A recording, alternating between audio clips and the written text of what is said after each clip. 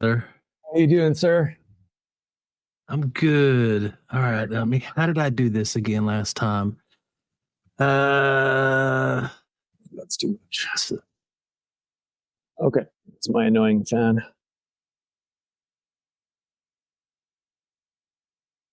let me try.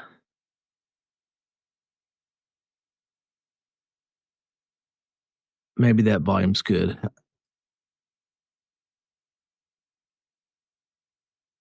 Makeup. All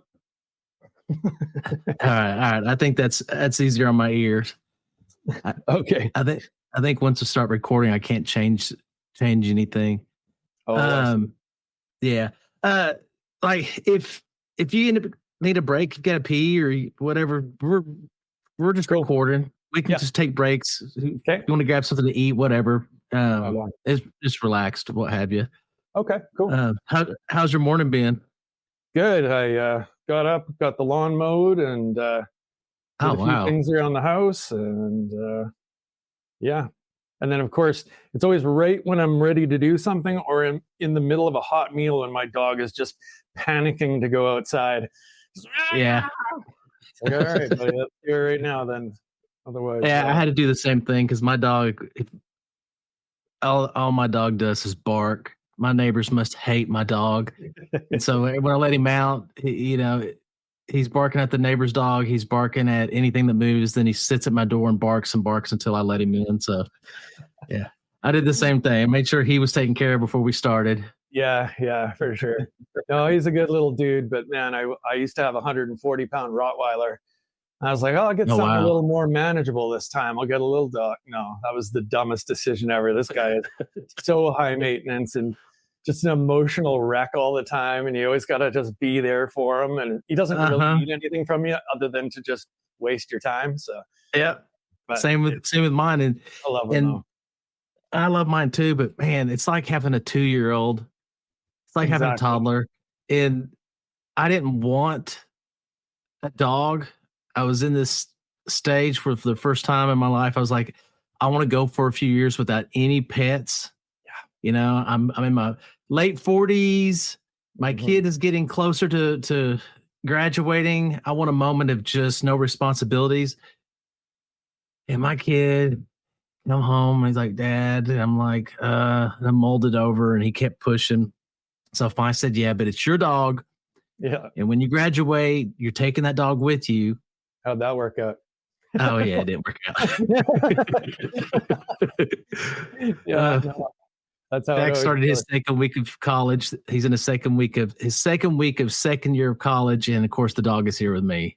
Of course, yeah, and of course, he's probably your best friend too. So, yeah, I mean, he's good. It's just, he's a little lap dog, so he definitely wants your attention 24/7. Yeah, and there's just times I'm just like, get off my legs, get off me, let me stretch out, Yeah, it's like he's trying to get stepped on, my guy, sometimes. Yeah, but God bless him. Situation, but yeah. Right on. So, question just to get us rolling, just get us started. Something that I'm always interested in. Like, how did you discover FPV? How did you see it for the first time and it pique your interest and stuff like that? Yeah, so going way back.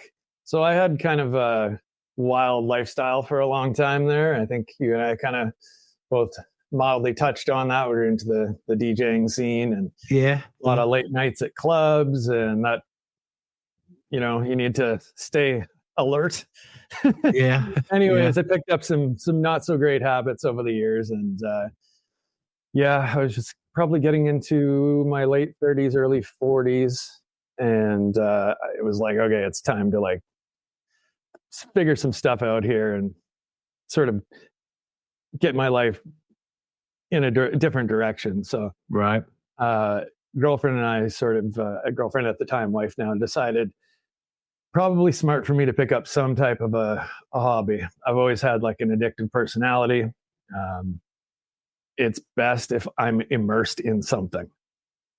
At least that will take the most, the bulk of my focus and sort of direct it to something productive. So, so it was right at that time that the DJI Mavic Mini, 249 gram drone came out. I was like, cool, I know absolutely nothing about this. I'm not willing to do any research.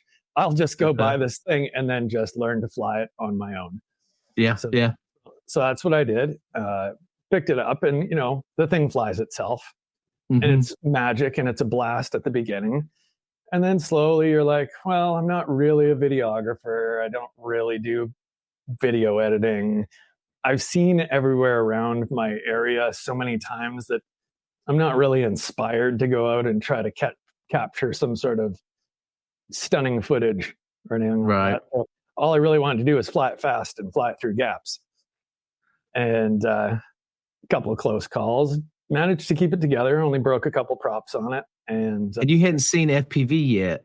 Had never heard of it. Okay. I mean, I think maybe in passing over the years, I had like maybe seen brief glimpses in other videos of a guy wearing goggles. And I'm like, oh, that's like some sort of really technical, crazy thing that only scientists and magicians and super nerds are into. It's not a thing that I can do. And yeah, luckily, while going down the YouTube rabbit hole of how to make this hobby more exciting, was lucky enough to stumble upon Karen Heron's video when he was collabing with Bardwell. Gotcha. So yeah, he's like, I think the video is something about FPV guy flies my Inspire 2 and I fly his FPV or something like that. So I think they were actually at Bardwell's house, and Ken had his Inspire out there, and they just did this little, and that was the first time I actually saw FPV. And that's when I was like, okay, there's got to be more videos of this, right? And then I found out there's a lot more in the stream of it. Yeah. So, almost immediately I went and put my Mini up for sale on Marketplace. I wasn't making a lot of money back then, so it was, you pick a hobby type of thing. Yeah. Did some research, and like a lot of people stumbled upon the Beta FPV ready to fly whoop kits. See, mine was the Tiny Hawk 2. Yeah, that seems to be one or the other. Like I know a lot of the guys in the States that I've met have started out with the Emax products, and they're great for that, it seems. So yeah, you gotta learn how. It makes you learn how to fix stuff for sure. Yeah, well, I kind of almost wish I'd gone that direction, because my experience with Beta FPV was an absolute nightmare. It was brutal. I got the Meteor 75 Air RTF kit, little case, little box goggles, the original light radio, and it didn't work. ESC was toast on delivery. Like, oh wow. Plugged it in, and just 3 of them went up, and I was like, oh, a motor's broken, this sucks. And I didn't know what an ESC was or anything. So later on found out it was ESC, but they were using those, I don't know if you ever had any experience with them, but they were like a yellow PCB board made by Beta with some sort of, I think it was silverware. It wasn't Quicksilver. I think it was silverware they had on there. So you couldn't actually even use the Betaflight configurator. I don't even know if I ever actually figured out what you were supposed to use for a configurator. It was supposed to just work. Yeah. It was pre-programmed. You just put it on and you just fly it, except for it didn't work. So went through their support and didn't get any reply after a week or so. So I just tracked David, a Beta FPV employee. I don't know if he's there anymore, but tracked him down on Facebook, was messaging back and forth with him, and he was going himself, talking to the tech support and then relaying information back to me. I was like, this is just a joke. Like, are you kidding me? I wasn't. Welcome to FPV. Yeah, I wasn't fully prepared for what kind of deal was encompassed in this hobby. And he sent me 3 replacement boards, and every single one of them had something wrong with them. I almost quit. I was this close. I was like, this is like not sustainable for me anyways. So I think I started watching more videos and I just got really excited about it. And I believe I remember saying somebody saying our mantra, buy nice or buy twice or buy once or cry once. And I just went all in. I went and bought a TX16S, bought some Sky Zone 04X goggles, which I still fly, great goggles. And I think I got a Mobula 6 and then a Larva X, the little toothpick when spring came around and I could fly. Yeah. So yeah, spent all winter just banging into stuff with the Mobula 6, and that thing was a tank. Happy Model was on their game back then. I think I put it in the toilet 3 times and it still worked. Remembered to start closing the toilet. Yeah, so that was pretty much how I got into it, and then it sort of snowballed from there. I actually never even, so I've told this to you before, but I'm not computer illiterate, but pretty adjacent to that. I never really, my life really never was surrounded, never had a lot of computer stuff in it. See, that's what's so cool about FPV is it introduces you to so many different facets of technology that you've never delved in before. Yeah, I mean, editing and just 3D printing and all that stuff. Yeah, I've always been sorry, go ahead. Sorry. No, that's one of the addictive parts about it is just how it changes your life so quickly. It does, and you're learning not just how to fly, but you're learning how to do all these other things, and it's just a magical period in your life. 100%. Yeah, you're learning patience. You're learning. Yeah, you definitely are. Yeah, you're learning how to take accountability. You're learning how to troubleshoot issues that you had no previous, experience with, and it was how to talk to people. It's deep at the beginning for sure. It's real. Yeah. See, I kind of started at this. Go ahead. No, I was going to say I actually didn't know what groups were. I saw groups pop up on Facebook a few years before, but I didn't even understand the concept of what it was. I'm like, I don't. Yeah, same here. Someone invite me to a group. What are the groups about? Like 6 groups, and what are they? I didn't realize this was like you have to think about it encyclopedia wise. There's a group for literally everything. That's Facebook. Like now you finally understood the purpose of Facebook, because I had a Facebook account, but it's like, okay, other than kind of keeping tabs on high school friends that I rarely see or don't ever see, but just kind of like, oh, okay, now he's got 2 kids now. Facebook is groups, and that's like, okay. I know, yeah. It blew my mind. I was like, oh, this is a thing. I think someone had to really sit me down and explain that I could go talk to other people on there and get help. I was like, oh, really? It's like, that's got to be pretty niche, right? There's probably 20 guys in there. They're not going to know who I am. And, it was really weird to me at the beginning. YouTube chat group or something. Yeah. There's bizarre. There's editing. Yeah. There's editing. There's black magic groups. There's all the manufacturers groups. Freaking car. Honda Ridgeline group. I'm on a ton of other groups now. Right, exactly. Yeah. Now I have a purpose for and it explains why Facebook is predominantly for older people.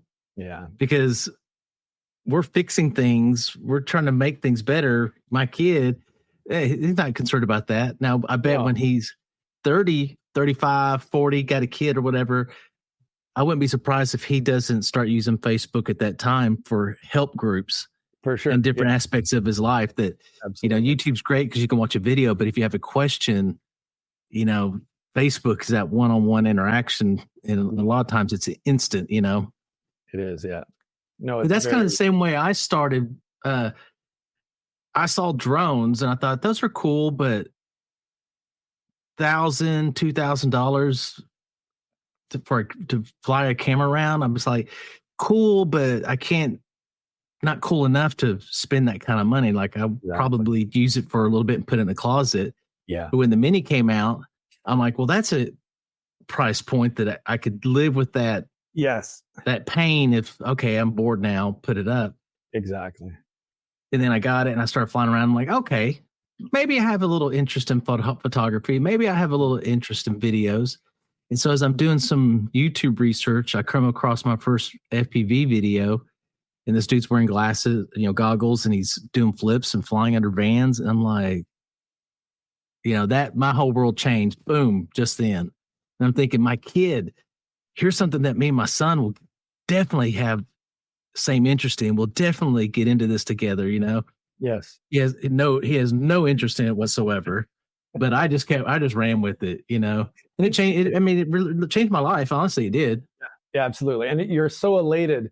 I feel like it's almost like you project on the other people. You're like, you don't know what you're missing, dude. Like, seriously, this will change your life. And it's like, yeah, maybe it's not for everybody. I tried to do the same thing. I bought my girlfriend an RTF kit like 6 months in, and she flew it once.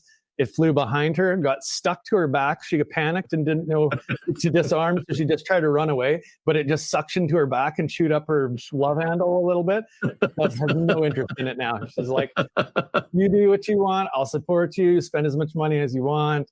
I'll drive you to things or whatever, but I just don't care. I'm flying. Fair enough. I bought drones.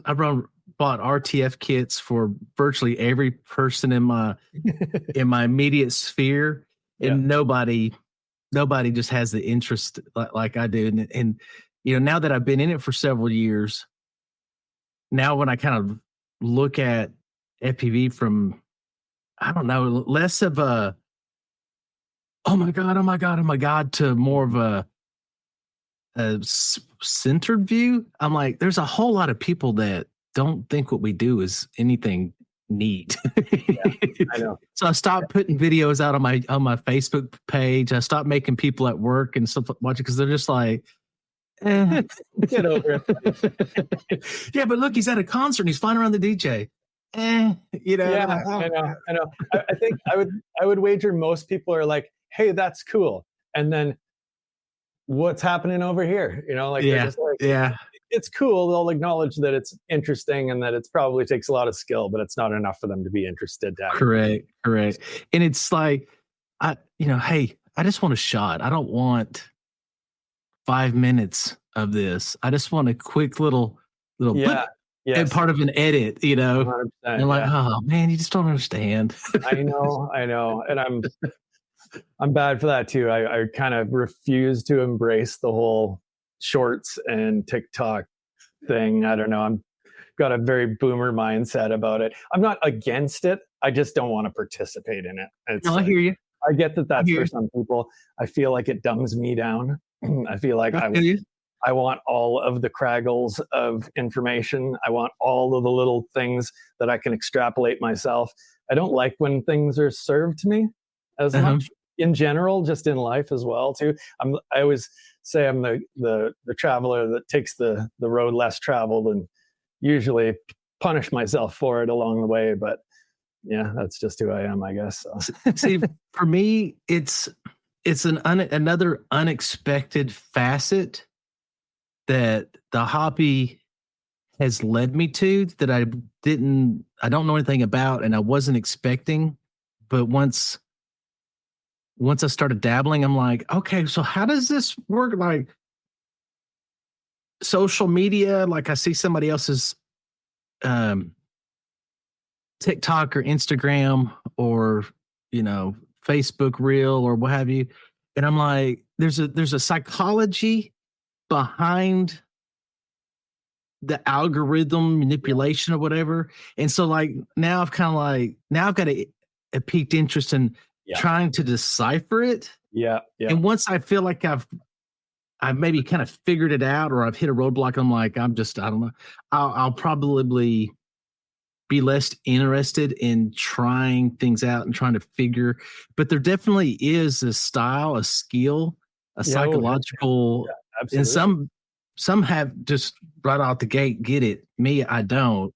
And so as I'm doing little things, I don't know, I'm just trying to figure it out. Yeah. Just kind of like how I tried to figure out 3D printing, and how to do configure Betaflight or whatever. And And the thing is I never master one aspect. Once I go down the rabbit hole for a little while, and I don't know, let me say maybe 80% understand or whatever. Mm-hmm. Then something else piques my interest for a while. Yeah, And you're right. That's exactly how I am as well. So, and you know, we'll dabble in it, but maybe my main focus isn't just absolutely railed at that one thing. mm-hmm. I'll get, I don't want to say bored, but it's like, okay, it's time to layer on another skill. And then the last 20% will sort of come organically through. Yeah. All of this stuff together. Yeah. It's like the picked up a CNC machine, and I'm gonna master this, and I'm gonna start cutting some of my own designs and figuring that out. Maybe I'll offer some of my designs to the shop or whatever. And I got to the point where I was able to do an air cut as a test cut. Just okay, everything. I now just got to get the bit down on the deal and get those last little measurements figured out, whatever. And finally got it all air cutting, and then I just stopped, and I haven't touched it in 2 months. Oh shit! Now, I'll come back to it. Yeah. Here in probably another month or whatever. But for whatever reason, my spark on it switched to, I don't know, something else for the time being. Right. And I kind of do that on all aspects of the hobby. Yeah, I find I do that too when I get to a point where my brain isn't willfully accepting as much information as it normally does. And I feel like I'm cramming it. And at that point, it feels like work. And when it's work, it's not fun. And so I step back from it for it so that I want to be excited about it again. So when I get like a good observation, then I jumped back in, and then I'm like, okay, let's tear this apart. So that's a good observation. That rings a bell with me, because that's probably the same dynamic with me. Once it turns from fun to work and a grind, it's not joyful. I'm like, okay, well, let's. It actually terrifies me, because I've done that with so many other interests before, where I actually get to the point of resenting it to a degree that I just don't want to do it anymore at all. And I love this hobby so much. I'm afraid I will run myself into a spot where I become that bitter guy that you see on the internet, who's just like, this is dumb anyways. I don't want to do this. You guys are all lame. I'm moving on to something bigger and better. And it's like, no, I don't. You just kind of did this to yourself and made yourself have these feelings. And kind of a burnout or whatever. Yeah, exactly. I've had the same concern. Yeah. Like I love it so much. Like I don't want this to ever stop. I want to keep, because there's so many facets, and that's one of the benefits of it. Is there's so many facets. There's so many roads you could travel and then come back. Absolutely. But that's been a fear of mine for a while. Like, am I gonna wake up one day and be like, the honeymoon's over? Yeah, and so much invested in it too. And then it's like, okay, so now what do I do? Because there's going to be very few hobbies. I can imagine there's very few things in life that gives you that excitement peak. In that, I mean, still today, if I've dived a ton of buildings down in downtown Little Rock and stuff like that, and cliffs and stuff. But still today, if I go, I can still get all nervous and stomach comes up in my chest when I go over I'm like, I've dived this building 30 times. Why am I still? There's not many hobbies that continue to give you that, exactly. Or, one of my favorite things is when I fly somewhere very scenic, and you just, you come over the tree line or whatever, and it opens up or whatever, and you just, that you take in that beauty of Earth. Like, there's not many things that can give you that appreciation of like this hobby, and the fact that you're getting to do this, that it's such a 0.1%. Mm-hmm. Yeah. And the payoff is, and you're uncomfortable, and it's a lot of work, and there's frustration. And then that payoff, when you're done a day of flying and you come home and you're just like, yeah, I can't wait to see that video, Yeah, it's so sick. And, or hanging with the homies and going to fly, I've learned recently, is just amazing too. I actually I never flew with anybody for the first 2.5 years. I didn't know anybody that flew. No one in my area that I know one guy. He's an older guy and he's kind of casual. He doesn't get out too often, but we talk a lot, and he does some printing for me, or did some printing for me and whatnot. But good dude. But other than that, there isn't a whole lot of people around here, or so I thought. And it wasn't until last year when I found out about Whoop racing in Edmonton that I was like, oh, okay, this is cool. There's a thing going on in my city. I should at least go there. Is it fun? Yeah, oh man, it's the best. And it's funny too, because the guy who puts it on, Cody, now it's bugging me. EDOC, we'll call him. EDOC is his handle. Crazy fast guy, super smart, super nice, ultra generous guy. And it turns out I had actually met him a couple of years prior on Marketplace. I was just trying to get rid of some RunCam Nano 3s, and this guy just texts me out of the blue, hey, you want to sell me those? Yeah, for sure. So I go sell him a few cameras. Didn't think about, much about it. Knew he was in Edmonton, but didn't really know he was like flying at an insanely high level and willing to like put together a social thing. So I guess they'd been doing this for a little while, but I just come out. I brought some stuff, but wasn't sure I was going to fly. And like, no, you have to sit down and you have to try it. I'm like, all right. I've been buggering around in my house with Whoops. I wasn't great at flying them, but I could get it. I could get around the course. And I think my second one, I pulled a second or third place, and I was like, oh, I'm actually not too bad at this. And I've only missed one now. The last race here earlier this month marked my 1 year of racing. It looks fun. There's so much fun, man. There's not much, but even more, it's just like having a social outlet for it, and getting me, the super recluse, out of the house has just been really good for me. So, that's good. Yeah, there's not much in Arkansas. In what little group we had has pretty much dispersed. Yeah, and so I could think of maybe there's probably 10 that I'm aware of through Facebook.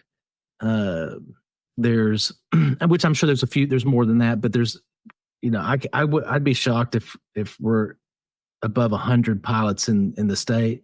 Oh wow! But on the flip side, I've become aware of some pilots that they're not into the social aspect of FP whatsoever. They're not on YouTube. They're not on Facebook. I've stumbled across them on the commercial side, where actually they're doing some marketing work and stuff for different companies. And I'm like, I didn't even know you existed. You're not in any Facebook group. You're not on YouTube. Yeah. So there's a level that, they probably just prefer to do their own thing. Yeah. And so how many are there? We really don't know, but there's definitely not enough people to support a tiny Whoop racing league, or even a 5-inch racing league, anything like that. But I picked up race gates, and I'm contemplating buying a zero turn motor, because at my job we've got 20-acre field behind the building, and I could set up my race gates back there and fly all I wanted, as long as I'd have to keep it mowed in order to not lose my quads and stuff. Sure. So I might work towards that one day, but I wish there was a little bit more of a community here. Yeah. You're blessed. I think it actually, when I first came out, I think there was only like maybe 7 people showing up, and I think only maybe 5 of us were actually flying. And it started to grow, and now I think last time we had about 13, 14 pilots actually flying. Okay.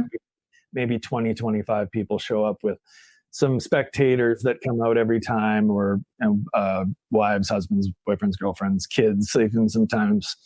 And we're fortunate enough to have, we got a couple of, at least one military veteran on our team here. And I believe it was him that got us hooked up with the local Veterans Association's food bank. Mm-hmm. And that's where we end up holding all of our events in there. So it's mutually beneficial. We raise a few $100 for them every month, and they just let us nerd out in there. And cool. It's cool because I kind of always, all my social groups were not comprised of very mature, respectful adults. So this is really a nice change because everyone is just super chill and helpful and generous. Yeah. And they're cool. No one's trying to get one over on each other. It's almost not even really competitive. Like, we're just trying to beat our own times. Yeah. And I like that atmosphere. I was never really a sports guy. Same here. My brain doesn't really care about competition or sport. Competition against myself, I guess that's probably why the only thing is I ever even remotely watched or like UFC and golf. I love UFC. Yeah, and not so boxing. Much, not so much golf, but I like to play golf. But again, because you're just playing against yourself. Yeah. And so this kind of is very similar to that. I was also into skateboarding when I was very young, and they have a lot of parallels, I believe. That's cool. I was never into skateboarding. I had one. It was transportation for me, but yeah. I never tried to break bones. No. I think my dad was a carpenter, so we built a quarter pipe in my at my acreage, and I think we used it like 10 times. Fell down real hard a few times. I was like, I don't like this. This is stupid. Another benefit of FPV, right? Right. You get all the adrenaline and none of the bodily harms. Yeah, as long as you use pre-arm and take your props off on the bench, you're straight. Like, I can't understand why people don't use pre-arm. I mean, to me, it's the most obvious thing. It is, yeah, absolutely. Yeah. Do y'all have plans? I think y'all got a hyper tunnel, don't y'all? Yeah. Yeah, Frank. Y'all have plans that y'all could share? Because it's one guy that made it himself. He's also does like commercial machine work. Uh-huh. So I think he had access to his company's equipment, but I can talk to him about that for sure. Yeah. He's the nicest guy ever. I'm sure he'd be happy to share plans. Well, if he could, I'd be greatly appreciated, because it looks like y'all's is maybe a little bit more portable. Yeah, he made it that way. It's even got some handles and it is pretty. It's a 2-man operation still, but okay. You know, I can lift it, but you're not going to want to try to tote it around driving. Okay, gotcha. And bang into stuff, but it is bent sheet steel, I guess, but considerably thicker stuff. And then on the inside, he just went with a vinyl mirror wrap, but it's also got that sort of interesting, that odd reflective quality to it. Uh-huh. So it sort of reflects almost like a hologram. I mean, it looks like straight up glass mirror. It does. It looks great. He did a great job. But yeah, it's just okay. That's interesting. And I've seen the one that Flight Test has made. That's the one that made theirs out of like that textured, like greenhouse sort of plastic material. I think that also looks like it'd be pretty cool. But that's the one I bought materials for. Okay, but I don't remember where. But there's somewhere like they skip out on a part, like explaining maybe the frame of the 2x2s or what have you. Like, I think they in the video they skip out on what length to cut those at, and I'm assuming they're 45-degree angles or whatever. But I've never got around to trying to assemble it because I'm like, I don't want to ruin all this wood by cutting it the wrong length. Yeah, and I couldn't find anywhere where it kind of explained. That might be just me not understanding something, but I'm also looking at going, this thing's going to be huge. I'd like to have something maybe half the length that I could, one, carry around my house a little bit easier, but two, I could take it up to work and I could just put it away. And then in the afternoons, a lot of times I'll fly at lunchtime or at the end of the day when everybody leaves. I could just set it up somewhere at work and enjoy it that way too. Maybe a couple roller bearing wheels at one end, and then you flip it up and cart it around, sort of thing. Yeah. But yeah, I know what you mean. I got fork trucks too. Because I could put it on a reach fork, and I could raise it up in the air. That'd be great. And I could rip through. Yeah, I mean, I want to. What's that? Leave it in one of the spare racks at the warehouse there. I thought about that, dude. Emptying out pallet position, just setting it up there, and just leaving it up there 24/7. As long as my boss wouldn't think that's overboard. Yeah, like I've been looking at the racking, like how can I take like race day quad race gates and run them down the racking with their magnetic feet, so I could have dive gaps. That'd be slick. Without it looking like I'm turning this into turning our job. Yeah. Because I have to do tours and stuff. Professionalism there. Yeah. Headquarters comes in. I got to give them a tour twice a year. Oh, okay. We have vendors and stuff, so it can't look like a tiny whoop racetrack. Ooh, who makes custom race gates? Make them with your company's logo in them.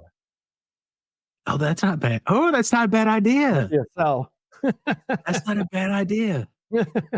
Okay, I'm at to brainstorm on that, because that's something. Because I already got some of the marking materials hung up in the warehouse. Actually, those like sort of they stick them in the lawn. Those like half moon sort of gates with just a piece of fabric that hangs here. We use those for multi GP gates, for slalom gates. Those are also what like commercial businesses use to put out their front lawn. It's like the exact same thing. So get them made. That's a great idea. It's a good argument, at least. Yeah, no, that's a great idea. Okay, all right. If nothing else, I can find a seamstress that could make me.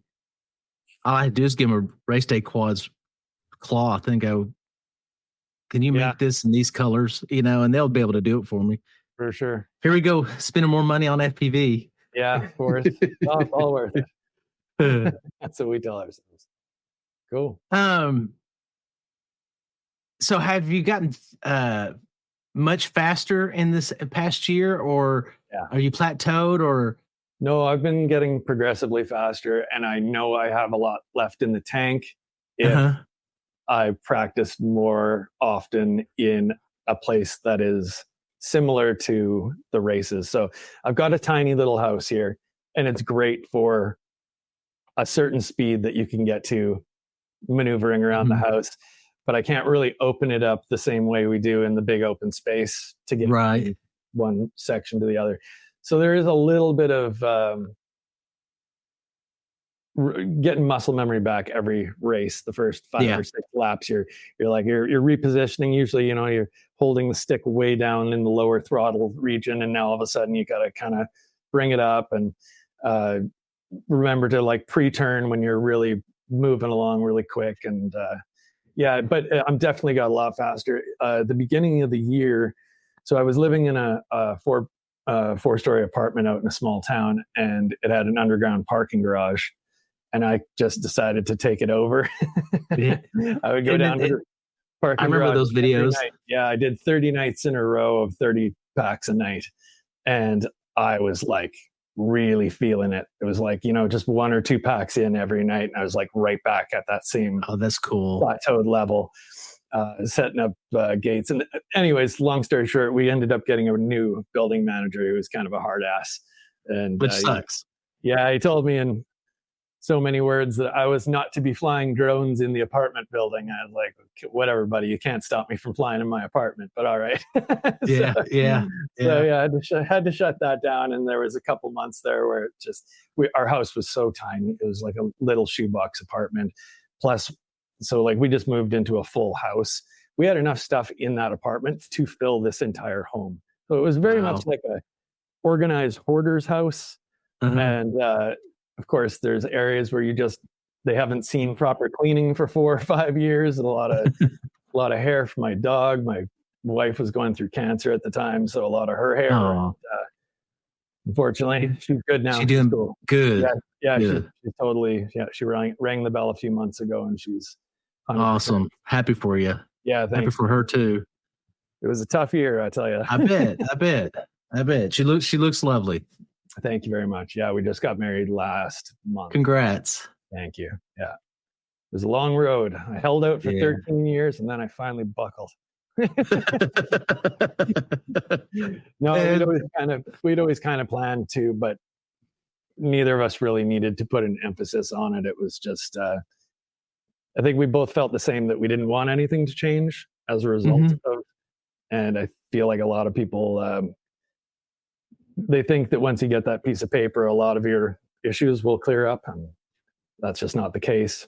No. And we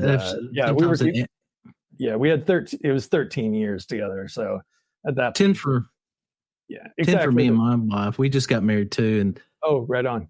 Yeah. Okay. And we still don't live in the same house. Like she lives right up the street. The reason being is right now with the interest rates being up and the housing market, the cost of the houses are so much higher. That's like a bad time for us to buy. Because one, we were watching houses, and the house here that was, I remember, and this was a year ago when we looked, I was watching this house. This house was like 150. And then in 6 months, it went up to 180.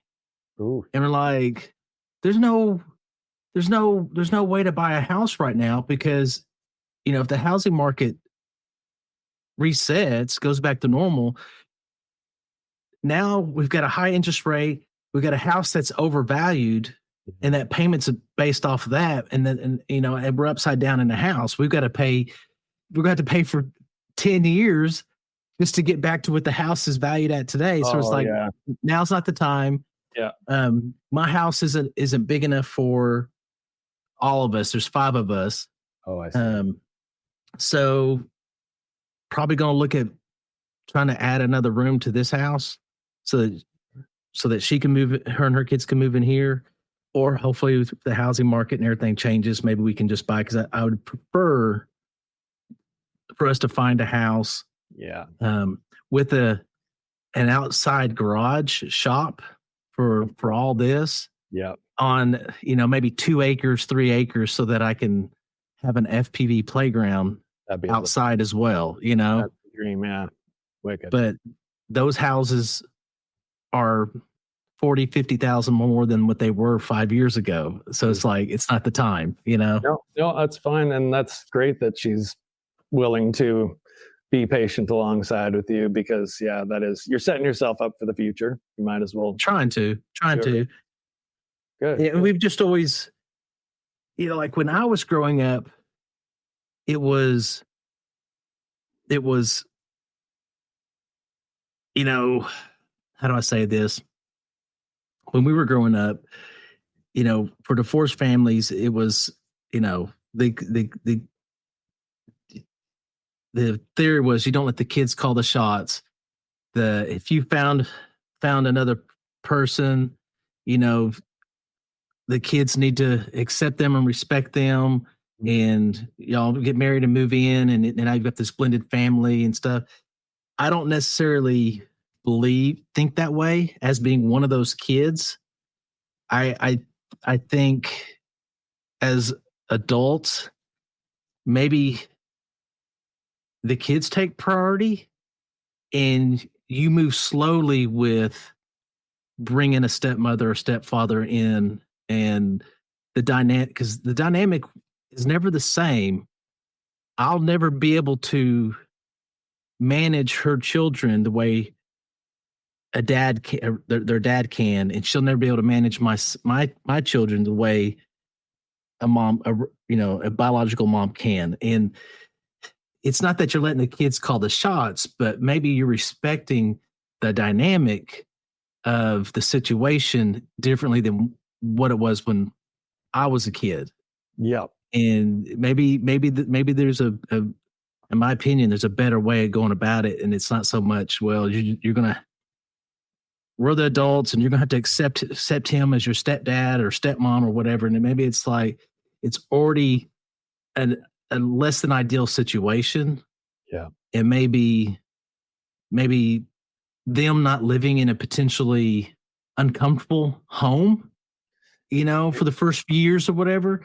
Maybe that's something that you should value and have a weight to it versus just like, kind of fast pacing it. And that's the way I felt was when I was a kid. It was kind of like, I mean, this guy's okay, but he's not, he's still a stranger to me. Did you have now I'm living with him. You had that same experience then, right? That's why you're so progressive, and that's why you have such, like, this is extremely thoughtful, because I'm also in that situation as well, and really wished that things had been handled differently when I was young, because it buggers you up for a while, and you spend a lot of time trying to figure things out afterwards. Yeah, and even through good, because my stepdad was good, but it's still an outside person. Yeah, and you still have, I don't know. It's just, and so I just felt like I think children should always feel comfortable at home. Yeah, and so like their opinion actually matters. Yeah, and so I think we take a different approach to it, and I don't know if it's right or wrong, but it feels right for us, I think. Yeah. I mean, it sounds like you're accounting for their feelings, and I would imagine then that also contributes to you making the decision of making sure everybody sort of melds together instead of being forced together, because nobody likes to be forced to do correct what someone wants to do. So. Who wants to feel not comfortable, fully comfortable in their home life? I mean, your home is supposed to be your sanctuary. School's over. You can't wait to get home. You're preaching to the choir, man. I'm the guy that ran away 3 times. So. Oh, did you? I didn't want to go home anymore. Anyways, sorry for another day, but sorry. Hey, so something that's always, I don't know if and maybe it's like a pointless question, but like, when you're racing, when you're going at such fast rates of speed, and you're coming into let's say a 180 degree turn, what have you, like, and it's amazing. I love watching it because it's just quick, and it's just boom, it stops and shoots off. Like, are y'all letting off the throttle any at all? Or are y'all just turning 180 degrees and just full on the throttle the whole time, mostly when you're racing? I can't speak to the real fast boys, but from what I view when I'm watching, very carefully studying Cody's sticks while he's flying, he's backing off on the throttle, but he's definitely keeping enough throttle to keep a thrust force through the turn. So 70% or something like that. Yeah, I'm not even sure how often he's actually hitting 100%, because he flies some pretty deadly machine. He was flying the 40,000 kV motors at the last race, and he couldn't even keep the damn thing on the track, which is hilarious. But those things are just insane.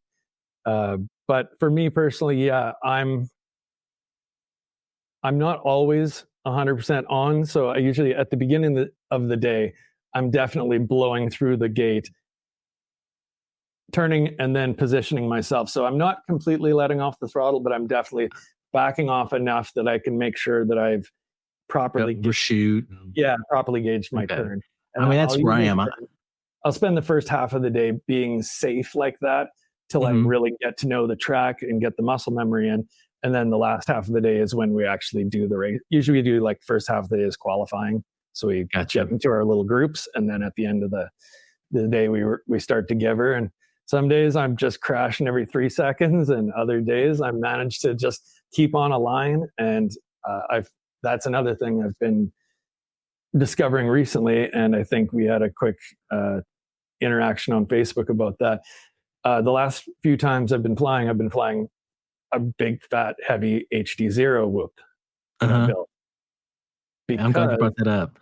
Yeah. So what happened is we were all flying analog for the longest time.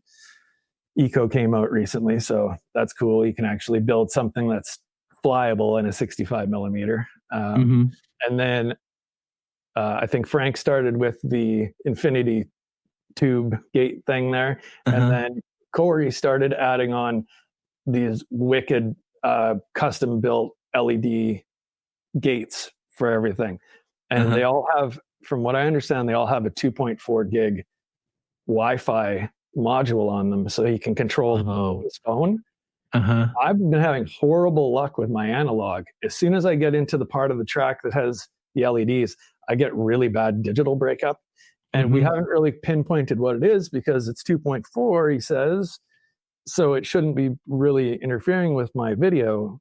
You know, I was like, oh, you must be on 5.8. I'm in R8, very close frequencies. I must be getting screwed over here. I haven't been able to figure out what it was. I do know, though, that this venue that we use is absolutely dirty with RF noise everywhere. There's got to be like 10 Wi-Fi routers. It's all computer desks in there. And then they've got a bunch of other stuff, some sort of wireless security and some intercoms and things like that. So it does get a little multi-pathy in there. And I was just getting frustrated. Every time I'd approach a gate, I just can't. I get that's of where I'm going, and then you wipe out, and you're like, oh, like I can take it if it's me crashing because I'm an idiot, but if I can't see, it's like you just get frustrated, and it's like what? And then I was trying to keep it under wraps, and another guy, the next time was having a real tough day, and he was just like, I'm ready to quit. This is stupid. I hate it. and so we started to look at it. I think actually Cody picked up like an RF detector, like a multi-band detector, so that we can sort of try to engineer everything within the usable bands. And I just said, screw it, I'm going to fly HD0. So I did that, made this wicked little custom whoop that I love, that I've apparently lost. Oh, right here. And nice. Yeah, it's 21 grams, so heavy for a whoop. Especially most of these guys are racing 17, 18 grams, 16 grams, something like that. And I was like, you know what, I'm just here to have fun. You know, I tend to get caught up after you do good a bit. You're like, well, I've got to beat my next time. And I'm just like, what are you doing? Like, this is your fun time. Go out, have fun. Do what is the funnest, and the funnest thing is to be able to see in vibrant colors where you're going. Another thing that I think HD0 excels at is having very vibrant colors. Me especially, I notice that my image recognition is a lot less based on the shape or depth of something, but the color contrast. Gotcha. So two different colors, I can see that. And immediately you're like, that's the edge of something. I know where to go with it. I just started flying this thing, and I noticed I'm staying on much tighter lines because I'm not going mock chicken, overshooting, and then, or when you just get a brief flash of the video, just at the last second trying to make it where your intent, and that was costing me a lot of time. So I really think that I know I feel like it's, and I'm not a racer. I mean, I try to go fast from time to time or whatever. But from my experience with other things, and then, watching Vanover, and I don't remember the gentleman's name. He did a video. He's a 5-inch racer, and he did a video 2-3 years ago. And he took out on a track. He took his OG DJI quad out, and just like Vanover, they either had the same times or were faster. Yeah. I really feel like people are holding on to latency as being the definitive, and they're not appreciating the fact that visibility can make up for that gap. And so when the O3 came out, and I'm flying around the warehouse that I'm very comfortable in, I know I've flown the OG, I've flown HD0, and I've flown analog. When the O3 came out, and even though I'm not going super fast with it because it was my little camera whoop, tiny whoop, I could see the objects in the distance. I could pick out, I want to hit that gap earlier than I could on any other the lengths. And I can imagine what that would be like for a racer, being able just to see that depth. Yeah, absolutely. Feel, more. That's a more than valid point. And I think it's why HD0 is catching on so hard, is just because you've got so much time to pre-plan your next executed move. And analog sometimes makes that difficult. I got nothing against analog. I still fly it all the time. It's amazing for certain applications and for certain people. I mean, I think we all process things differently as well. The information that's coming in through the goggles is prioritized in different ways by different brains. And for some people, maybe that variable latency is just like nails on a chalkboard to them. Yeah, and I'm sure it is. Like it's fine and it works, but when it happens, it bothers me so much that I'm just not willing to go down that road. And that's fine. We're all going to be completely different. To each their own. Yeah, I actually, so I watched you and Wade chatting on the last episode of this, Wade and Guy. And I remember you guys having a brief discussion about this. And I remembered to checkpoint this because I actually talked to a couple of guys. And I think the main reason, not so much latency. I mean, people love to romanticize that because everyone wants to think that they're MCK. Yeah. I'll never be MCK. The main problem is just the sheer output levels of DJI means that it just doesn't work with any of the race timing systems that we have. Yeah, it's a good point. Totally forgot about that. So that I think is the main factor as to why. I mean, also you aspire to get to a level where latency will bother you. So you try to choose the right equipment to get you there to that final place. True. And that's also, a very good they're going to be like, hey, what are you doing? You can't show up with DJI. You're going to blow us all out of the sky. No one wants to be that guy either. So I think it's those combined reasons is the reason, why it hasn't really. Because those guys in Austin, the night flying guys, Lamone and Johnny Five and those guys, they rip an 03 open racer around every once in a while. And Lamone's a savage. Guys, but you still could, because even though you don't have a timer, I mean, you still have the tried and true method that you use in 100-yard, 400-yard dashes, relays, horse races. I mean, every drone could have a different LED color, and it comes down to a photo finish. Okay, yeah. No, I mean, with a little bit of, you could. I think at that point, it's just shoehorning that system into what people are already knowing and doing and what's accepted by like multi-GP, who has a set of standards and whatnot. Yeah. But there's no reason why a bunch of guys could get together and just come up with their own system, have their own own league. That kind of makes me sad because now we're separating two guys based on video systems.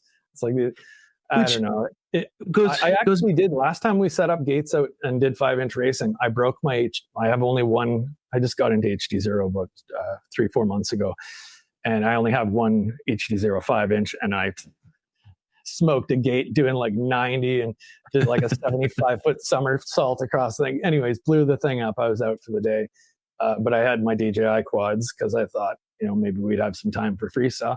And so they just, there was only a few of us out there. So they would let me take my DJI quads out by myself for my laps. And yeah, I had no problem. No problem. Well, see, I mean, they were freestyle quads. It was a little different than flying a race quad, but 100%. I was ripping.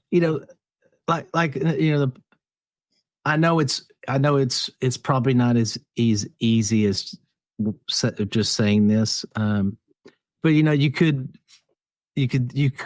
have an additional race day just for those because I'm sure there's plenty of people out there that would love to race, but they really just prefer they just want to race on DJI, so they don't get the opportunity.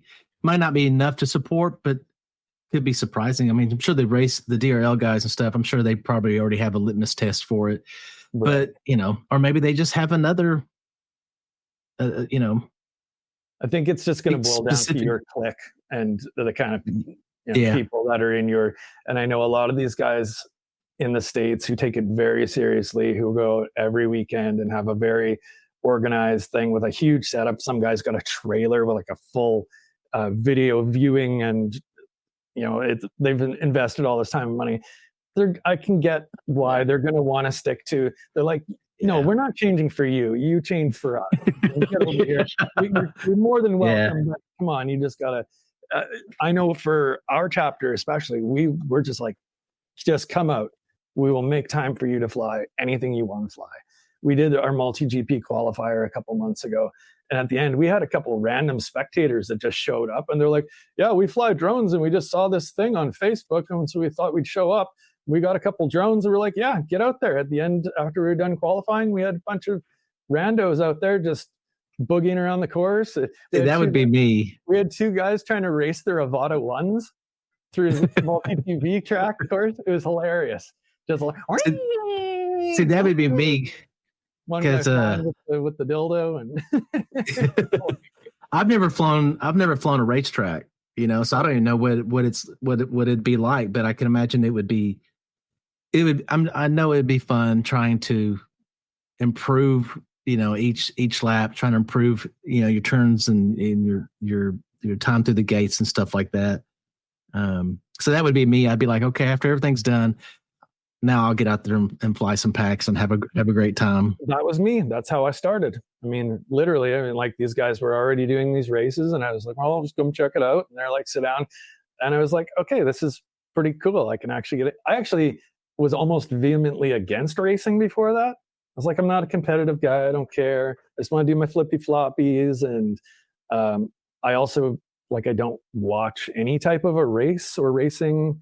I also have a horrible memory. So it's really even the times I'd tried it on Sims, this takes forever just to understand where the next gate is. And I would find myself just doing circles around for a while, trying to look for an arrow to tell me where to go. And that does come eventually.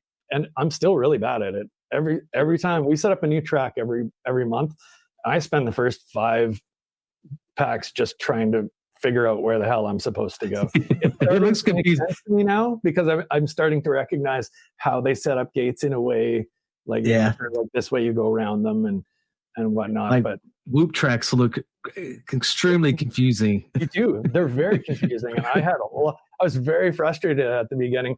And luckily I have patient guys like Cody who would be like, I would do the track and he's reviewing the entire time. He's like, okay, you missed here and you missed there. You need to go around these this time.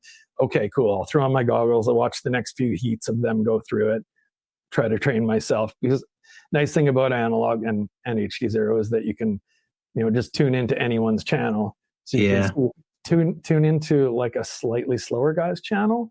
And then you can really sort of get where you were supposed to go. If you're trying to watch Cody and learn the track, you're toast.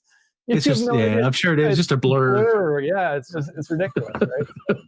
Yeah.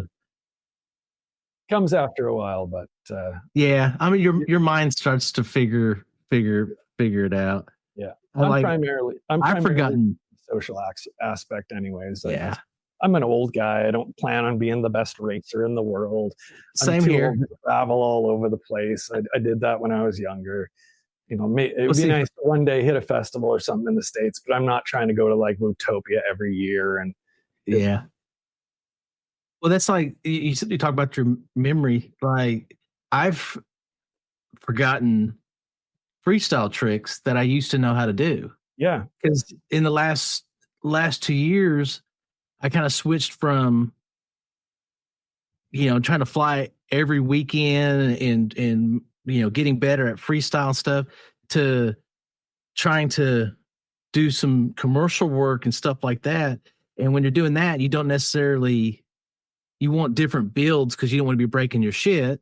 For sure. And so that slows you down a little bit because either, spending some weekends driving to go either be media somewhere or you actually got a paying job somewhere or your test flying stuff, trying to get things ready for if something should come through. And so you're not pushing yourself because you don't want to break your stuff. Yeah. And now that I'm kind of going back to, well, let me get back to having some fun flying stuff. I'm like, whoa, wait a minute. I forgot how to do that trick. I got to relearn this. Really? Damn. Yeah, I know, it's wild, eh? Yeah, it's definitely. I noticed that if I take even a week or two off, I feel rusty AF. Yeah. And I can imagine too that with a lot of the commercial work, if it wasn't already innately in you, you had to train yourself to slow down because nobody wants to see you do 800 miles an hour upside down. It's like they're looking for a shot that a normal person can comprehend. And I saw you working for some big budget entities there. They're not interested in your trippy spins. Correct. Yeah. And like this. So yeah. So it's crazy how quickly you can forget how to do things, and it's frustrating because it's like I put in I don't know how many broken quads and packs and stuff, and now I got to go back. It's not like for me, it's not like riding a bicycle. Some things, some tricks I've forgotten. I got to go back and reteach myself, and it's like, dadgummit. And maybe it's that way for BMX bike riders. If you don't do a backflip for 2 years, you come back out, you're like, oh crap, I need to go back to the foam pit and get back to where I was. I hope. Make me feel better if that's the case, but I may just be a shitty pilot. No, I'm sure that's the case for sure. I forget sometimes about tricks that I know how to do. So I'm like flying around. I'm just like, what can I do to make this more interesting? And then like 2 days later, I'll watch someone else's freestyle. I'm like, there's like 4 tricks in there I know how to do. I didn't do any of them. I'm such an idiot. Like I need a list or someone calling them out to me while I'm flying. Oh, it's so true. Cause like back to like how your mind starts to learn how to think about a track. And so it becomes intuition. It's the same thing with freestyle versus cinematic. Like if you're not going that way, like all the tricks coming to you, like they're not flowing in your mind like they were previously. It's like you got to retrain your mind to start being artistic again. Yeah, that operative in a word different way is important too, flow, because I think that is, you're in a very weird state when you're in the flow state. Yeah. And it's not as analytical as you are when you are staring from outside of the goggles at something. Yeah. Very much, it becomes a part of you and it all kind of has to coalesce together. Mm-hmm. And so I noticed that I will do a trick that I will do the same kinds of tricks a lot that I've been practicing. And then other ones will just kind of fall by the wayside as I focus on other things. And it's trying to keep, I guess that's what makes the great guys great, is being able to pull all of their collective knowledge into one video, one take. Yeah. And not forget what not forget what they've already learned. Yeah, what they're capable of. Yeah. I mean, it comes from just hours and hours and hours of flying. Mm-hmm. I'll never be great like that, but still, I'm cool have with a blast. Yeah. As long as I'm always learning or progressing in my skill, I'm confident right now at this point that I will never get bored of this. And luckily, because the hobby is still growing, I believe. I mean, I know we had that huge hump around COVID and a bunch of people dumped out, but I'm on the beginner to FPV group, and I see a lot of the friend requests. I think we just surpassed 35,000 members now. That's a lot of people. I think it's knocking on the door of like 40, like 38 or something. I think that's FPV Life. I think we could be at like 36, maybe. Maybe I'm wrong. Let me look. Been a couple of weeks since I looked. So, but I agree with you. It's growing because there's a whole new group of people in beginner to FPV, and there's a lot of people a lot of names that used to be in there that I don't see anymore, or a lot less. Yeah. Yeah, you're right. 30. 35.9 now. Yeah. So the fact that there's like so many people in this means that everything gets to, even if it's at a slow rate, companies can still sell stuff, so they can innovate, so they can make newer, cooler, more streamlined, more feature packed, user friendly, everything. And just having to always have your finger on the pulse of all those things keeps the hobby exciting for me. Yeah. Just I like to always know just a little bit about everything, so that I can at least do my best to help somebody when they're stuck.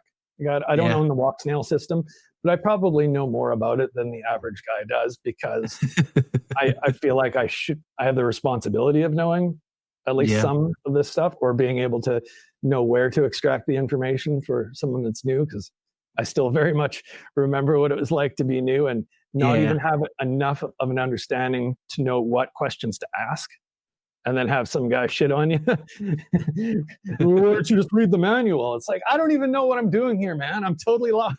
Like, help me out, throw me a bone. So I try to. Have you ever looked at a manual, like, so boring, and it just gets like buried? It melts. Looking at manuals not always the easiest. No, definitely not. But that's where FPV groups come in. Yeah, same questions over and over again. Yes, same issues. Yes, a lot of the same. But it's, in a lot of cases, it's the quickest method to get an answer. And it may not always be the right answer, but out of the 20 comments, usually the right answer is going to be in there. Yeah, it'll show up more times than the wrong answer, and give you the direction of where to go. Yeah, and it and it's just part of. I mean, you're getting to communicate with people versus going being very separated, of going and read a manual or watching YouTube, and not having a connection with anybody. Like, let them ask. I mean, I try to always remember a couple of things. One, remember what you felt like when you were that helpless that you didn't know what was going on, and treat the person's question, as dumb as it may be, with respect, and let them know that this is okay to ask questions, and you won't be made fun of or snide remarks or anything like that. Something Joseph's done the best. He has at keeping this group a safe place for people to ask all of the it's incredible. I absolutely love it, and I take a lot of pride in the fact that I have been able to help a lot of guys who now have taken that same attitude towards helping another generation of people. And the other thing is just remembering to be very cognizant about the words you choose when you recommend things to people, in that the best is not always the best for everybody. Right. And that when you ask me a question, I'm usually going to reply with 5 more questions, so that I can answer your question properly in a way that makes sense to you and has your best interest in mind. Because I just want everyone to have the best first experience. Well, and that was part of the addiction to FPV when I started, was the fact that, well, wait a minute, this dude's from Germany, and we're in a Facebook DM, and he's helping answer questions about the issue I'm having configuring or troubleshooting. And then, oh, whoa, wait a minute, this dude's from Australia, and this dude's from the United Kingdom. And I'm like, and then I got to the point where, as we all do, we have enough knowledge that we can start then showing the love back. And now you're making friendships with people from all across the globe, which is highly addictive aspect of FPV, because you don't get that in any other hobby that I'm aware of, or very few. Yeah. And it just becomes like family. It does. Like, absolutely. I absolutely. About their kids. About the wife that him and the wife just had. This wife's supportive. This wife isn't. Whatever. The amount of people that reached out to me when my wife had cancer, and they're just like, private DM, like, are you good, man? Yeah. Means so much. Yeah. When you get to talk to these people. And, you know, I grew up in a really small town of 1,500 and was very much trained to make friends with whoever's in your age group in that vicinity. And quite often you were very much changing who you were so that you could just have a social life of some sort. Gotcha. And now we're at this point where we get to just rub elbows with the coolest, nicest people in the world who also have this like deep affinity, this deep passion for this one thing. And it's super special. It's really cool. Yeah. You know, in my opinion, like when beginner to FPV started, like, and still now, like, to me, it is the best FPV Facebook group out there, simply because you can go on to these others and, man, people can be extremely just the vitriol, harsh and rude and just vile to each other. And, you know, there's some people from time to time that get a little bit of an attitude in beginner to FPV. But it's checked at a much more palatable, and most people get that we're just here to have a good time. Let's just be cool and friendly to each other. Let's talk like we're actually standing each other face to face, because a lot of that vile stuff doesn't go on when you're face to face with somebody. That's the truth, my man. Absolutely. You know, it's how it is. Yeah. You want to be a dick, you go to FPV Life. You called it. Okay, there's lots of good dudes over there as well. There is, but FPV. But man, if you want to get your reality check, that's the group you go to. Yeah. So I just check into it from time to time. It was weird because I used to be in every group because I was, you know, just consumed, and little by little, I just ended up focusing on beginner just because it was I didn't have to deal with so much negativity. Yeah. And now I check I live in a beginner to FPV, and I kind of check in with other groups here and there depending on what my interest is at the time, you know. Yeah, I think a lot of what you'll find is that the veterans of groups, it's I guess it's a double-edged sword, because we're all passionate about these things. We all have our own experiences, our own ideas of what's the best, or our own personal experiences with products or companies.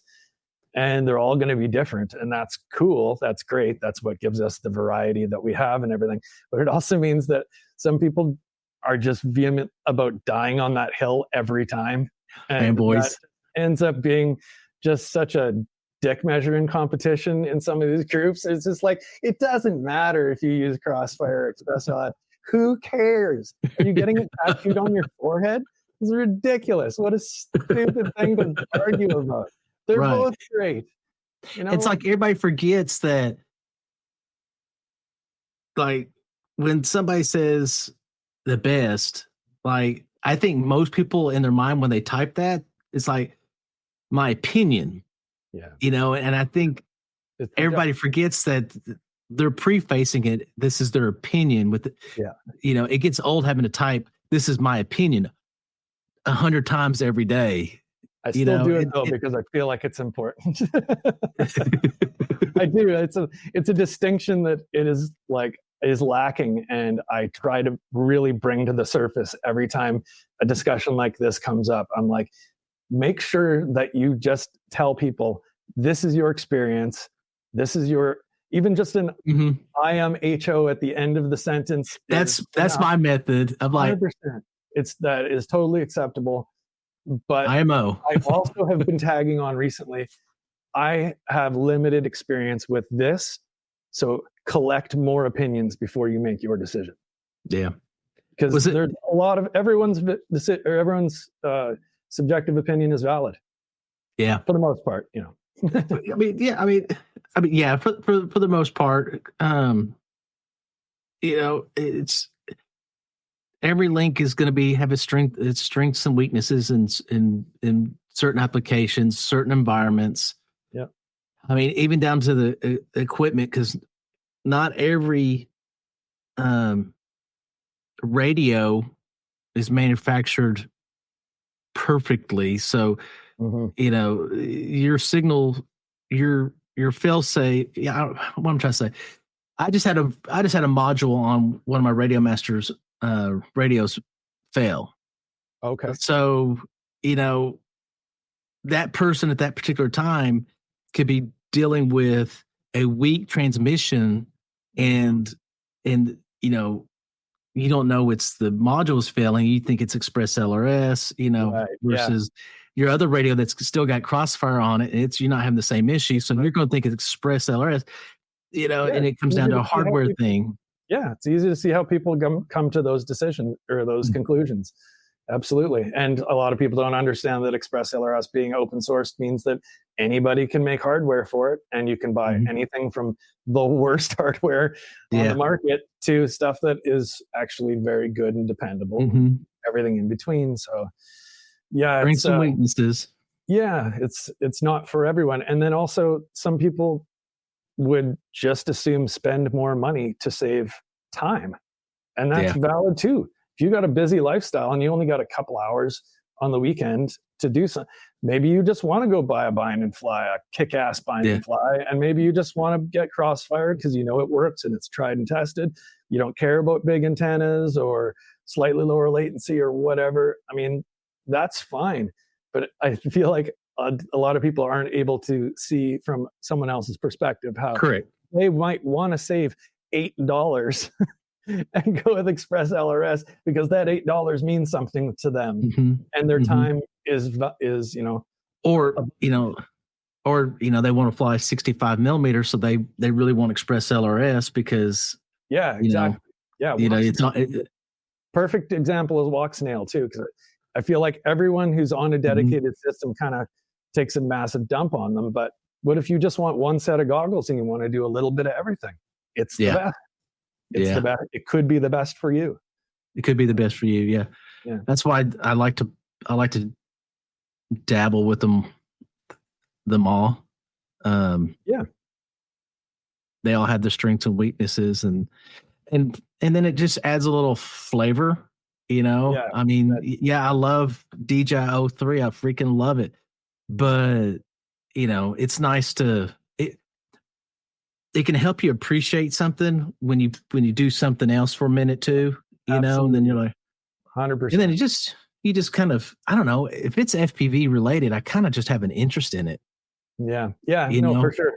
If I was independently wealthy, I would have all the systems as well, and I'd be flying long range and doing all of the stuff. There's a few things I haven't quite dipped my toes into, but I'm almost saving them for when if I ever do hit a wall with this other stuff, I'll be able to parlay right into another facet of FPV. And I held out on 3D printing forever, and then I finally just got into that recently. So, picked up. It's like a nest.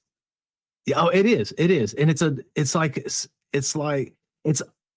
it's just, for me, my perspective, it's just as necessary, or maybe not necessary, but just as valid a tool as your radio or your quad or whatever. Because you know, obviously you can print all the little things you need for whatever build you're doing, but then you can customize them. You can make changes to files and stuff to suit your liking, express your creativity. And then, I mean, and then all the little things like little organizers for all your tools, and, you know, and it's just a whole nother aspect. Like for me, like I can't go down the rabbit hole real deep.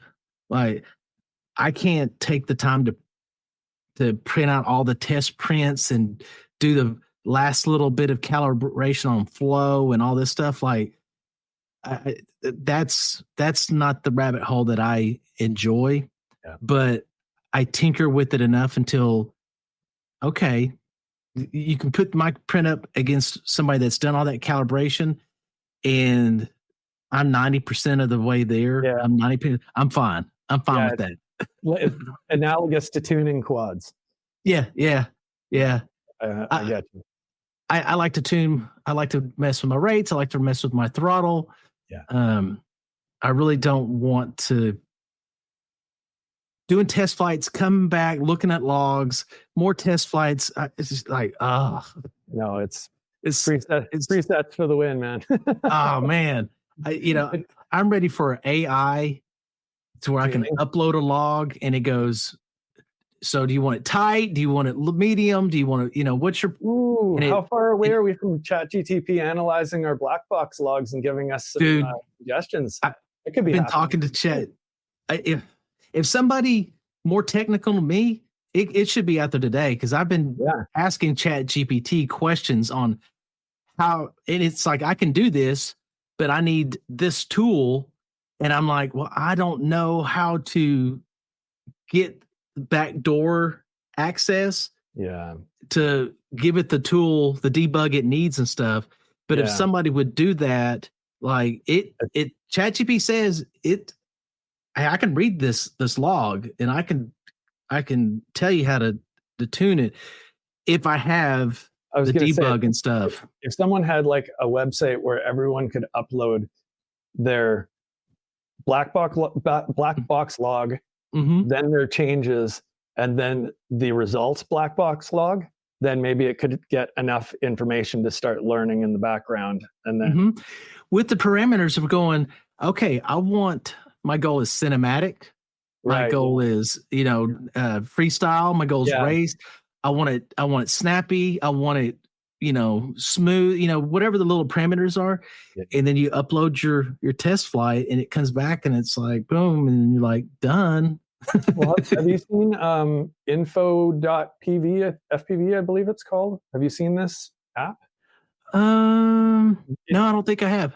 Okay. I actually screwed around with it a little bit, and it's a very sort of rudimentary version of this. But let me see. Yeah, fpv-drone.info. And it's an app that you download, and it actually aims to do that to a certain degree for you. It's rudimentary, early days, but it does make the process a little bit easier and a little more streamlined. So it'll tell you to do a series of movements and record them on black box. Then you upload your logs to that. It analyzes it for you. Then it gives you a choice of 3 or 4 or 5 sections in which you did the same move, but with different slider adjustments. And then it just tells you which one is the most ideal. And then you choose that one. Rather than having to, it's kind of almost like it trains you to learn how to do black box logging. And I believe it's all sort of based on Chris Rosser's tuning guide. That's kind of cool. So it's an interesting thing. I played with it a bit. It actually got me into the pretty good ballpark with a 3-inch 3S toothpick once. Did a couple of tiny whoops and was able to lower my filtering a little bit more. And yeah, it's cool. It's cool that there's some people out there working on stuff like that. But still, most people are going to want to do presets. It's just click and flying, and it's like 85% of the way there, and and most people don't tune to the nth degree. You start banging up props and you start smoking. I just don't want to burn up motors and stuff because I had a crash or whatever, and now it's the tune's off. And I really don't mess with preset tunes too much because you can fry a motor with the wrong preset. When I build, I go out and fly, and I know enough that, especially if there's something, if it's not flying right, I know there's something mechanical more than likely, so I'll go and address that. But and I know enough to adjust P and D and stuff a little bit to maybe get it a little bit more tighter or whatever. But I pretty much just like the default. The default is basically what they were trying to get to 5 years ago, 10 years ago. It's excellent. It is. 7 inches where you usually have to kind of play with a little bit of stuff. 5.5 inch, 6 inch. to me, they feel the same as a 5-inch. So I don't mess with them too much. You know, I like my sag compensation. I like my throttle mid. I like my rates, and I'll adjust some filtering, but that's pretty much the max I'll do. Yeah, that's the same for me and a lot of the 5-inch stuff as well. It's when you start to get into the weird sizes of micros and the oddball frames that you kind of gotta do a little bit deeper of a dive to get it to fly right, or it's just either off to the moon or it's wobbling all over the place and going crazy because the balls are best for 5-inch. But yeah, I struggle my way through it, or sometimes I'll find a preset that gets me real close, drop the master multiplier, and then just start to incrementally increase and adjust PD balance. And then usually I can get it, fly to where I'm happy with flying it anyways. Yeah, one day it'll be race quads and whoops are the ones where presets. Oh, I imagine they really shine. They I bet. I hadn't thought about that, but I bet. I think the reason is though because most of our rigs for those dedicated types of situations are basically the same anyways. Like a race frame is just going to be super stiff. So resonance isn't a huge thing, but you can jack the PIDs up and give it some feed forward and get rid of the filtering. And that just seems to work on any build that you make that is solid with good components. Makes sense. Yeah. And whoops. I bet racing you learn a whole lot about tuning. You pick. I bet it really, yeah. Not being a racer, I've never been around that environment, but what you just said makes sense to me. I bet there's some tuning lessons you learn just because it is such an extreme machine. Whereas freestyle, it's a different type of. Well, and it's so subjective. It's how do you like to fly?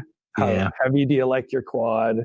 There's so many little personal touches that go in, which is what makes freestyle awesome, because all of those decisions lead to a different outcome in the final product, which is cool.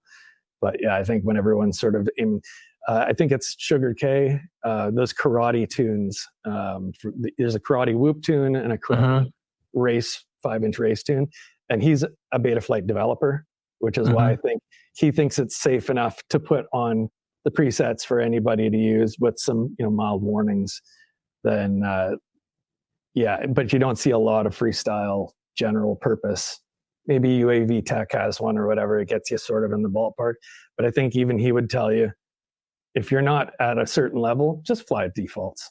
Yeah, and save a backup. Save your I guess I'm at that level. No, dude, you've always been an inspiration to me.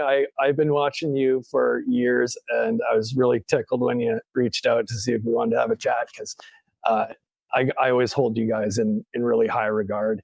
You're always I appreciate that. You're always doing your own thing. You're always like pushing some sort of envelope forward, which benefits the entire community. And then I don't think a month goes by where I don't see you make a post where it's just like, anybody, everybody, you need help, call me. It's free. I will help you get your problem solved. That's Avid. I try. It's great. I try. I mean, that's what we all should be doing, When you put it out there, I think the people who aren't as comfortable to maybe make a post like that still feel like it's their duty to go out and help a couple of guys today and make them, get them up in the air and get them happy, and that's great. I hope so, because like I really the niche that I really like to help people out is that brand new, that babe, and they're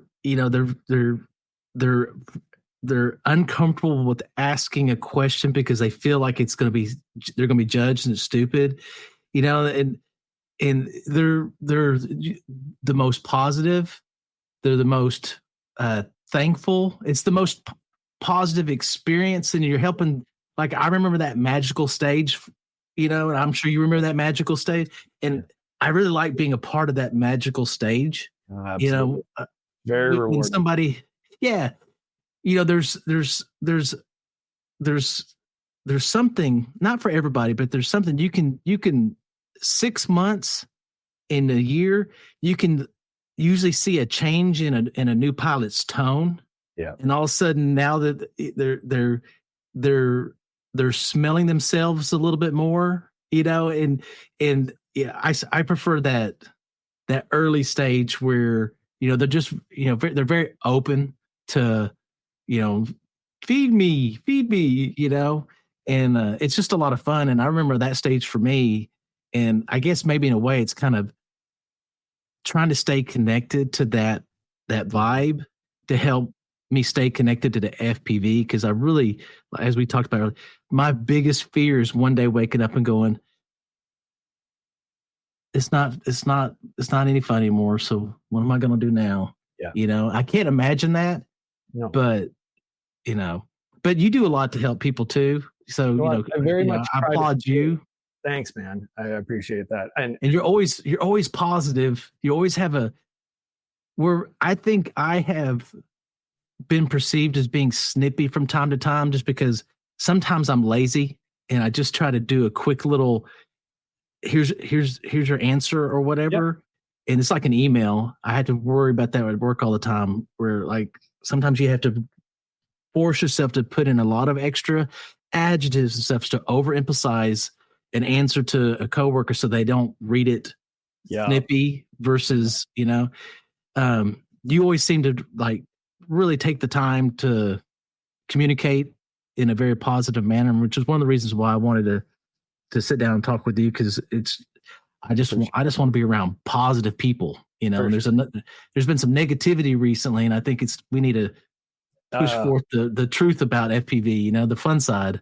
For sure. Absolutely. And I try to always at least sort of force or remind myself you don't have to not be that person, because first of all, I have no background in any of this stuff.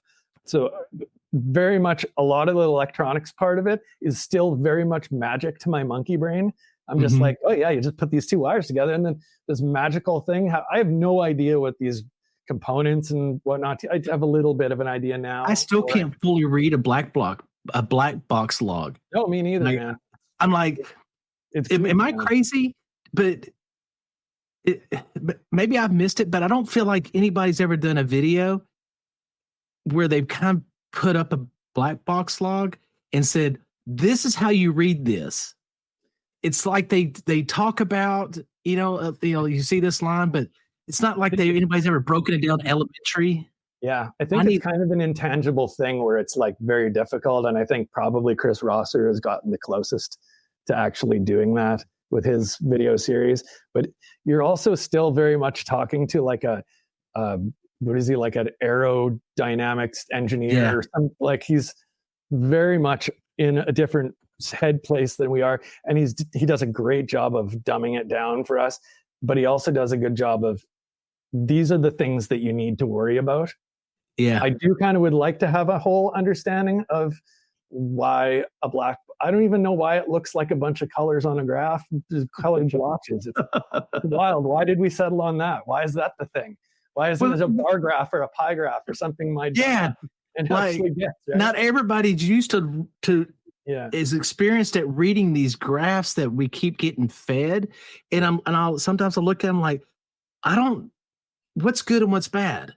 I don't, and they all know it. They're developers, they're engineers, they're all, and you're like, oh man, I don't want to ask a question, No, so I just follow it forever and just hope it just rubs off on me through osmosis. That's where I've been. And then I'll watch like his videos and I'm like, oh, okay. So he's got that makes sense. And then I go look at my real life and I'm like, but this, what does this mean? This is different than his. I don't know how to read it. I know it's eternally frustrating for sure. And again, that goes back to why I always try to keep myself in this I'm still new and learning thing. Mm-hmm. It also helps with me being able to talk to guys who are genuinely new and learning everything from the beginning, because I'm like, I don't know jack about black box logs. This guy doesn't know jack about lipo safety. I can help him. I know I can help him and make him feel better about not burning down his house or all of the crazy, scary stuff that you hear at the beginning. I was petrified a year and a half probably of charging lipos. I'm just like, when's my time? When's the time when one of these just explodes in my face? It's got to happen soon. And you slowly get over that fear, but having a deep fundamental understanding of everything around it is what helps you be confident in knowing you're doing the right thing when you're doing the right thing. So I think that is probably why I take the extra time to fully write out hey, we're friends now, and I'm here to help you. I'm not going to just misguide you, and because I think it's funny and I'm a gatekeeper, and that kind of stuff.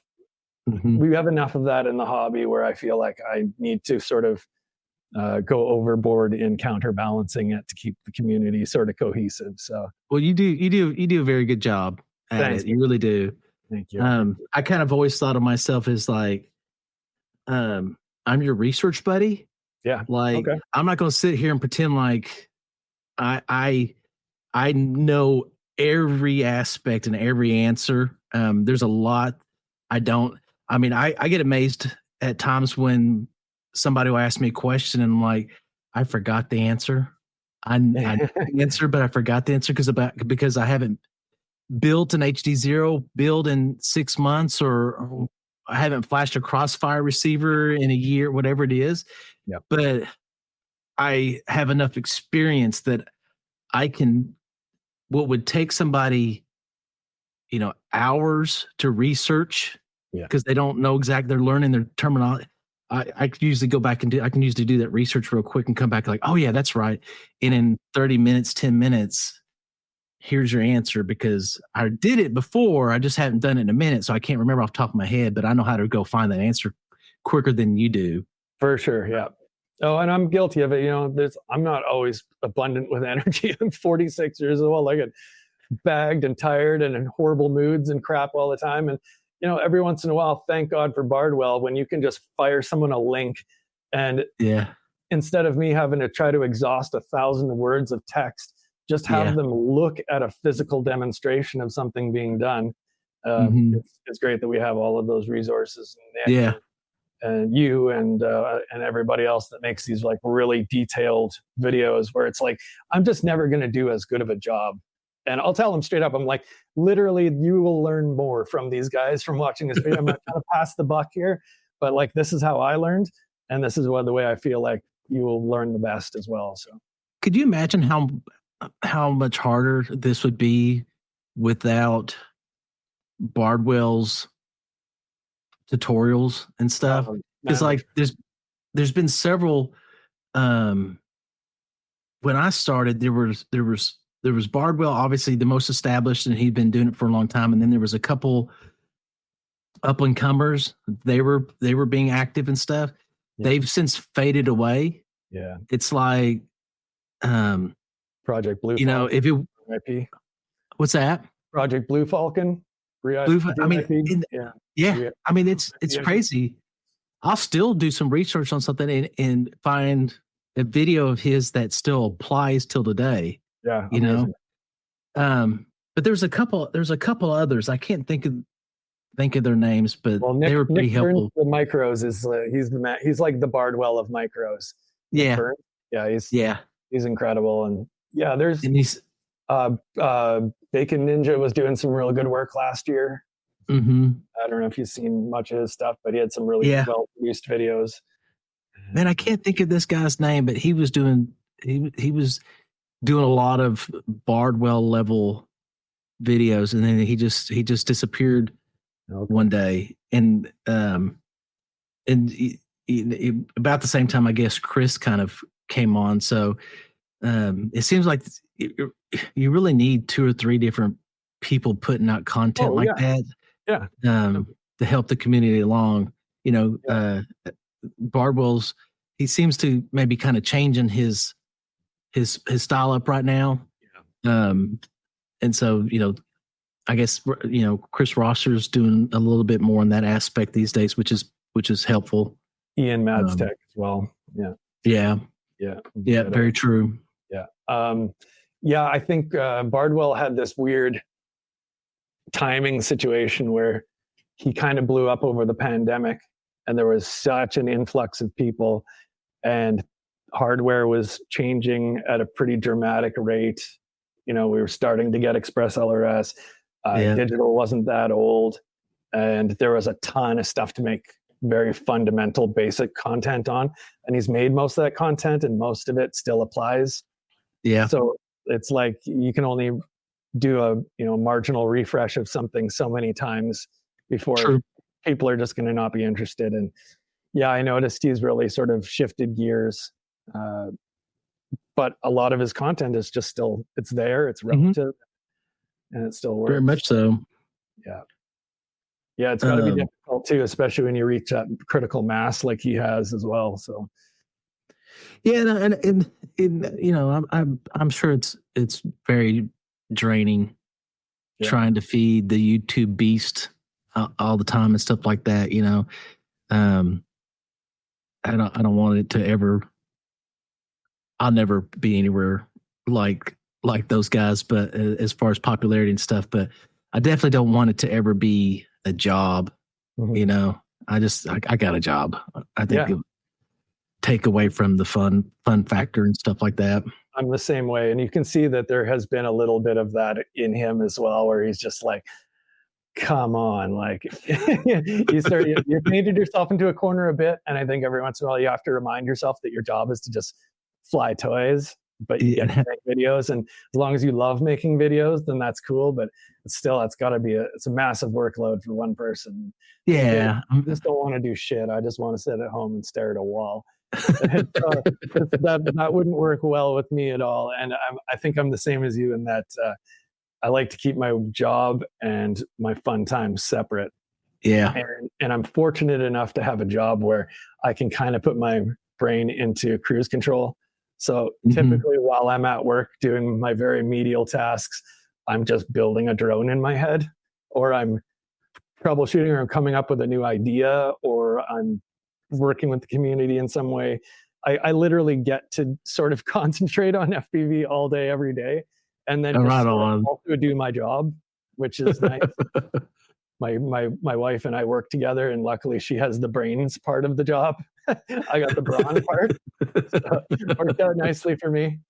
But that's cool. Y'all get to work together. Yeah, I know it's the weirdest thing too, because we tell people that and they're just like, oh God, that's got to be a nightmare. And it's like, our relationship was very tumultuous until we started working together. And that's when things got a lot better. Weird. You're forced to learn how to communicate and patience and all that kind of stuff, probably. That's a massive part of it. Also, when you're not with someone all day, you get an idea of what they're up to all day. And so, you know, if you guys are at separate jobs, you kind of tend to downplay, you know, like, oh, Susan was mean to me at the office today. It's like, shut up. Susan sucks anyways. Don't worry about it. It's not a big deal. But when you're there and Susan's being racist, then you want to fight them too. You know, it's like you very much have a better handle on each other's position throughout the day. Gotcha. And yeah. Makes sense. We like to, human natures, we like to, excuse me, we like to fill in the blanks and it's usually with negative perceptions. Like, for example, like I tell my employees at work all the time, they'll be going through something and they won't communicate that, hey, I'm going through some health issues or I'm going through some family issues or whatever. They'll just call in for a couple days. Well, human nature is they're just being lazy. They don't want to come to work. Yeah. They're just calling in. And so it's unfortunate, but you just kind of fill in the blank with something negative. Yeah. And, you know, I'm not asking for personal information. Right. What I'm asking for is you to communicate what your dilemma is so that I can back you up and support you. Yes. 100%. You've used up all your PTO. you're not doing great on your PTO. Your attendance is bad, but that doesn't mean that when you're going through a life crisis that I'm not going to back you up, even though it means you're going to be missing work. That's separate from your job performance. That's your kid is sick. He's in the hospital. Don't you worry about this job. Yeah. Go take care of your kid. That's your priority. Check in with me every so often and let me know how I can back you up. I got your back. Don't stress about your job. Stress about your kid. Those employees are fortunate enough to have somebody as caring and progressive as you, because unfortunately, at least in my experience with a lot of my jobs, they don't really care. It's all about numbers at the end of the day. And if you're not performing, you're not performing. And then you also get this sort of, it's taboo to sort of be a whiner or whinge or talk about mental health stuff. And it's unfortunate because everyone's going through some shit all the time. And some people don't deal with it well. And no, well, like at Amazon, a Walmart, a Bank of America, what have you, you're a number. Yeah. You're a number, and everybody's got to be treated fairly. And if you got this amount of time off, and if you go through that, you're done. The nice thing about my company, and it's a double-edged sword because there's drawbacks to it as well, but it's a family. So all the different distributors are family-owned warehouses with auto parts stores and stuff like that. Okay. And every one of them owns one share in my company, and we buy parts on a wholesale level in quantity, and then they buy from themselves at smaller volumes. Oh, nice. That way they don't have to fill up their warehouse and stuff. Yeah. And then the profit that my company makes is then split up and sent back to them at the end of the year. So they're like a rich. Rich get richer. They're doing business with themselves. Right. But that way they don't, there's various benefits. But anyways, because they're all family owned businesses, we're not really ran like a corporation. Mm-hmm. And so my business is it's kind of like a family business, even though none of us are family. Right. So we get to be a little bit more relaxed, and there's 60 in the whole company. And so you're very much a person. And we very much have policies, and we have to balance that with today's workforce and what they consider a work ethic, which is very much a challenge because half my staff doesn't understand what a good work ethic is. Yeah, traditionally. But even with all that said, they're still a human being, and if in my beliefs, if the Lord's putting a challenge on them, I'm going to back them up.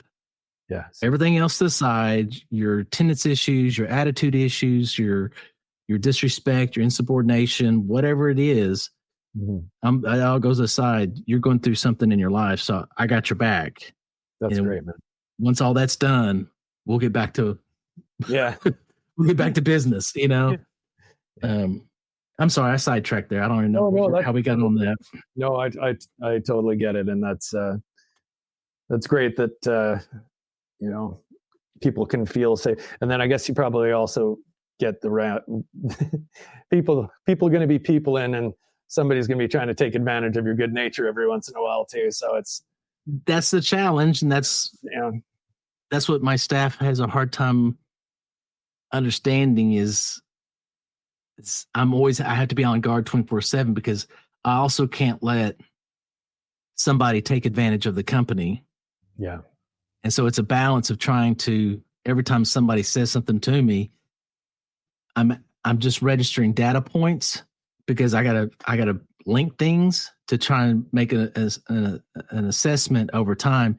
This person is a trusted person. This person seems to have all these data points that point that they keep trying to take advantage, and it's just like, can't we just be good? Just come to work, just come to work and just stay busy, be in a good mood. It's that simple. Manage life of a management, eh? But but one of the beautiful things about it is it's definitely supported me in FPV, because obviously that building's where I learned how to fly. You know, bought the Emax Tiny Hawk kit. Yeah, like is after the Mini, and I saw my first video of FPV. I immediately bought the Emax Tiny Hawk 2 kit. There was Sim, but Sim didn't look fun, didn't look exciting. I wanted to get in the air. Yeah. And it was amazing for me, because as I'm as I'm crashing constantly, I'm then breaking stuff. So I had to jump straight into Facebook groups, asking for support, learning how to fix things and troubleshoot. And so mine was a crash course, and that was fun. Yeah. Frustrating, but fun, So was that also right around 2021, 2020? When did you get it? It was before COVID. I think I traced it back to something like either 18 or 19. Oh, okay. You were right in it for a while, eh? Right around DJI time, I guess, probably. That was like if I remember correctly, that's the reason I saw that video, is because DJI had just came out. Okay. And so, I'm on YouTube. I was actually at work, and at lunchtime I'm on YouTube, and I'm, going through YouTube trying to find, how do you get a better shot or whatever with a Mini. Yeah. And then this video came up, and this dude's wearing DJI goggles, and he's flying this drone, and he's doing flips and rolls, and he's, hitting gaps. And I'm like, what is this? How do I make my Mini do this? I was like, what? Yeah. And that was like somewhere around October, because then I started making lists. I started watching videos and stuff and making lists of gear I needed to buy in order to do this, and ended up picking up the Emax Tiny Hawk 2 and started flying it, immediately crashing and broke. And then I'm like, okay, now I need a second one, because one's broke and I'm fixing it, I can still be flying, because that week of not being able to fly, waiting on new AIO to come in so I could fix the Tiny Hawk, it killed me. So I ordered a second. Everything I learned. Yeah, this thing gets here. Yeah, that's how I was too. The gills. I had to, pedal to the metal. It's like, I've got to learn this as fast as I can. Yeah. And then it just started from there, because it's just like, I don't know. I just started trying to figure out how to fix things out of necessity from the get-go. And for me, that was the right way. That was fun. That was, there's no way I would be able to just sit back and sit on a sim for however many months learning how to fly before I jumped in. I had to start soldering and stuff like that, Yeah, I actually didn't even find out about sims again until about a year into it. I remember right at the beginning there, I wanted the Mobulus 6. I heard it was great. So I started looking around, and the only place I could find in Canada was Rotor Geeks had Mobulus 6 kit. So they just sent you the frame, the motors, a camera, and the AIO. And you, for an extra $3, you could have them pre-flash it with JESC. I was like, okay, cool. So I get this thing. JESC, yeah. Yeah, and I start putting it together. It takes me probably like 4 hours to put together a tiny whoop with motor plugs. I get it together. I'm like, well, I'm Elon Musk now. Look at this. There's both a drone. You guys see this? See this? Drone, master builder. Yeah, it was ridiculous. And, $200 was just like an insane amount of money to spend on my own joy at that time.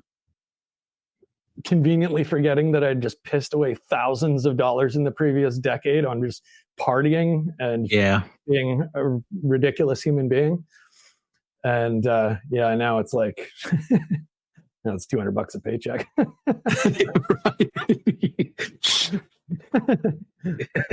Yeah. But that's that is such the truth. Cause like for me, pre FPV, when I was going through that, okay, it's time to leave that life, FPV wasn't around. I stumbled into paintball, and then it was like, oh, so I can spend $500 on gear, I can go out and have a great weekend hanging out with, friends, family, Saturday and Sunday, just laughing our asses off because we're just rehashing the pain and stuff we've caused each other. And then when I come home, I still have all this equipment. It's not gone. Yeah. I'm not peeing it out. And so that helped me make that transition. And then after a couple of years, I lost interest in that. And then it was just kind of back to the grind. Well, when I discovered FPV, it was like, I'm okay with investing the money. Of course, you don't know quite how much it's going to cost you at first. You just like, okay, this radio is 150, but I've got the radio. It's tangible. I can resell it, whatever. Yes. And before you know it, you're like, oh, don't let anybody look at my bank account. It's a bit of a blind leap at the beginning, especially when you, again, are taking just a bunch of random stranger on the internet's idea of what's best. It's pretty easy now to get yourself to a place where I think everyone would kind of agree that any Radio Master radio is probably a solid decision. And now you get them for $50. Yeah, and there was, like, at the time, I think it was really just the TX16S. I think was the only option from them at the time. Jumper was just before them with the TX16S too. Yeah, there was a few different brands, but just from Radio Master, they only had the one. So you just you got the radio. That's the radio. The radio. That's what my favorite YouTube guy is flying. So I guess that's what I'm flying. And so you really got to sort of trust that a lot of your hundreds of dollars of hard-earned money are going to make you happy in the future after you bang your head on the wall for a while learning how to actually use the stuff. Well, and then at first you're like, okay, so I'm going to go in with the budget mindset. Okay, so like if I go, this is my thought process at the time, if I go with DJI, I can get an analog module that goes on the side, and now like I've got one set of goggles. So I'm saving money because I don't need two sets of goggles. I just need this. Right. And you go in, I'll get this radio with Crossfire, and that way I can fly anything, and I don't have to worry about far sky and all the other different. You think you're being frugal. Yeah. And then when you start flying and crashing, it's like you don't even pay attention to how much you're spending. No. And you want redundancies because you want to stay up in the air. So you have to have a fleet and everything. Yeah. And then it's now there's different styles of drones for different styles of flying. So now I don't need just a freestyle. Now, I need a whoop for when it rains or it's snowing outside. I need a 3-inch for, a little less in your face flying at places. Oh, there's a cine whoop. I need that, Yeah. I know it's never ending for sure. Yeah. It's, you get to a point, I think, where then you start to see the value in other things as well. And then you kind of want to have that experience. And it's, and then you just own 3 sets of goggles. I held out for quite a while. I started in the winter. Again, I started with the RTF Whoop kit, and I started in the winter time, which in Canada is 6 to 7 months of the year. So I was going to be flying indoors regardless. So I started with analog because that was the only option at the time. And I told myself, I was like, you don't need digital. The latency will kill me. I was so terrified to crash for the first probably 6 months. I think I probably crashed like 2 or 3 times in 6 months when I first started, because I was just like, I flew in horizon mode out in this airfield. I would stay away from everything. And I'm just like, I'm staying in the air. Look, you guys are crashing all the time. You must suck. Flying in horizon mode. And it wasn't until I actually had 4 or 5 drones, because it takes 2 weeks to get anything here in Canada, right? We do have one shop that I later found out about, but for the most part, I was either ordering off AliExpress or from one of the stores in the States. 2 to 3 weeks. So if you break Right. something, you're grounded for 2 to 3 weeks, and that sucks. I Yeah. wasn't about to get grounded. So until I had 4 or 5, 6 drones was when I was like, okay, now I can feel like crashing and then breaking them is a little more acceptable. And then at that point, I realized they're way tougher than I thought they were anyways. I was treating them like they were made out of glass. So, very yeah. true. Yeah, you can. They'll be surprised at how much of a beating they'll take. Yeah, like I think our idea of durability very much wavers from the general public's. They're just like, oh yeah, this Mavic mini drone, it's pretty resilient. It's not. It's like credit card thin plastic. You touch it with anything that we do, and it explodes into a million pieces.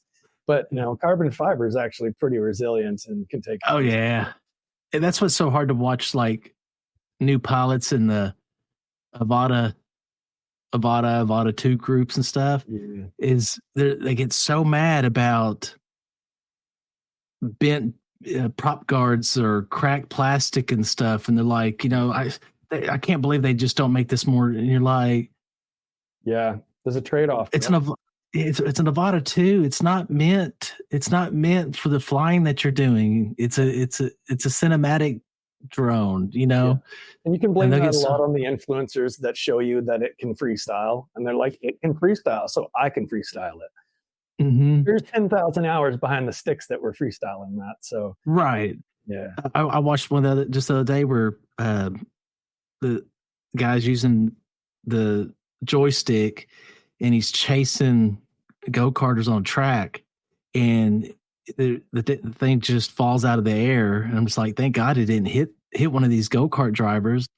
And he's just like, DJI needs to improve upon this. This is crap. And it's like, yeah, brother, just because you saw somebody else, on YouTube, as you said, I don't know. But on the flip side, it's also helped bring a lot of new blood to FPV as well. That will then look back on the past, just like we all have, and like, oh, I was pretty stupid. I shouldn't have done that, Yeah, there's a trade-off. That's the other thing. Pretty much every facet of this hobby, there's a trade-off to be had. And you have to decide what works best for you. Are you more interested in the durability and not breaking things, or the flight performance and, having some casualties along the way? And again, just another thing that makes it so cool and makes everybody an individual within the community. Yeah. You get to know other people's preferences and you respect them.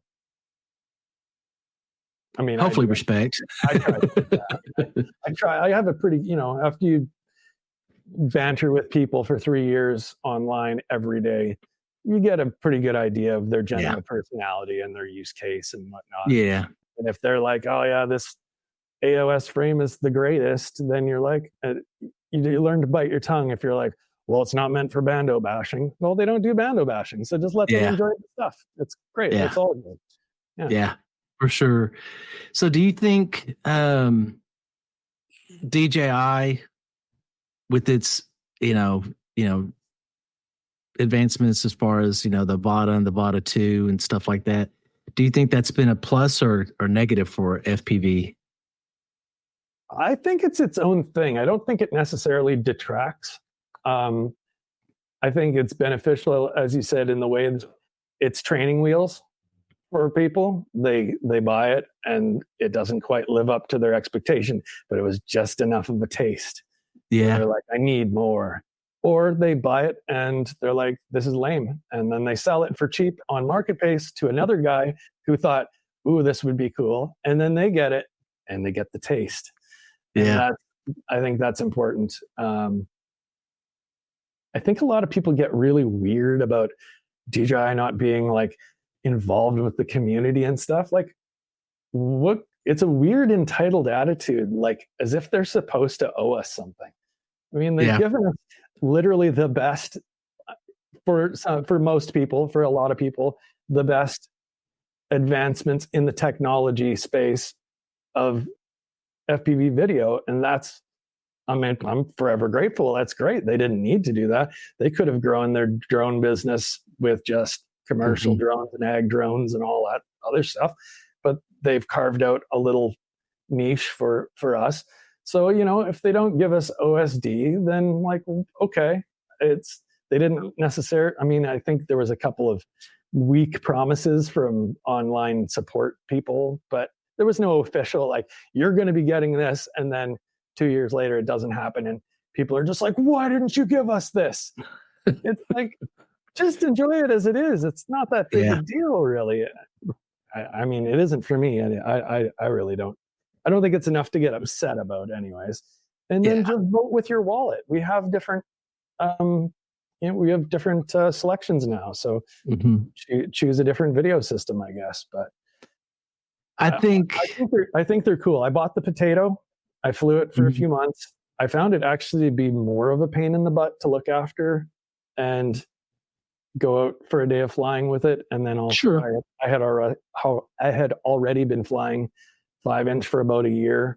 So, it's a really cool machine. I got a buddy that mountain surfs it down in Calgary all the time, gets some incredible shots. The range on it is amazing. It does a lot of things well, but you've got to use it for its intended purpose. Yeah. And I wish they would allow us to get to the PIDs, because I definitely, it's in wind and stuff. It's not the best flyer, I would like to just tweak that a hair, but the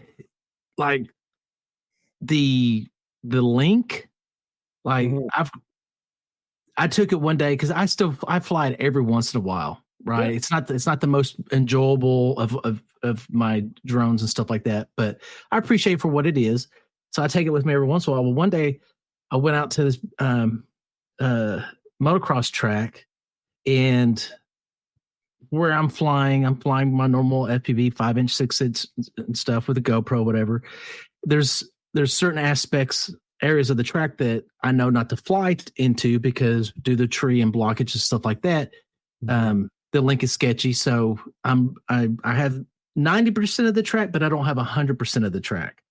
And that's with me walking out to the track and standing off to the side to have as much direct line of sight and stuff like that. Well, after a few hours of doing this process, I go back to my truck. I charge batteries.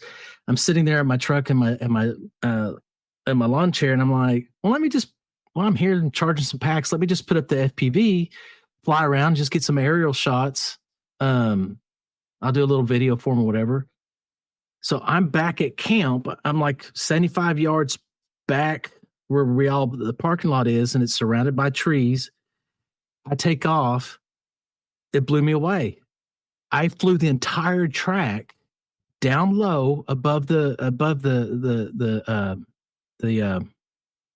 riders, just like I would my FPV drone, and I never had signal issues. I never had pixelated video. I never had issues with the controller, and it was a lot of fun because it was a flow, and and it was a perfect environment for that FPV drone.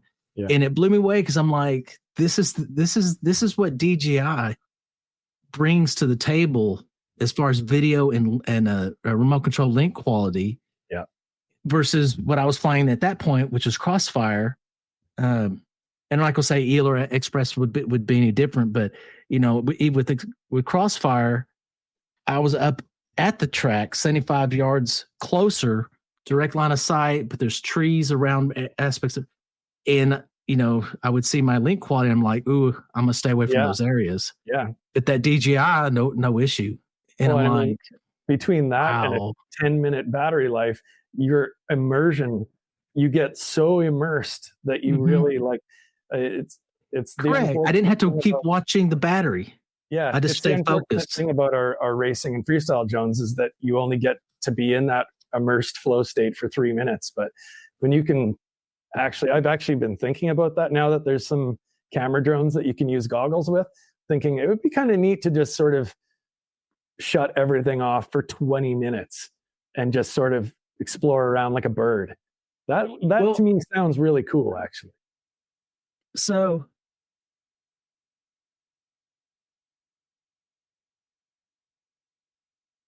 that's why I did this one.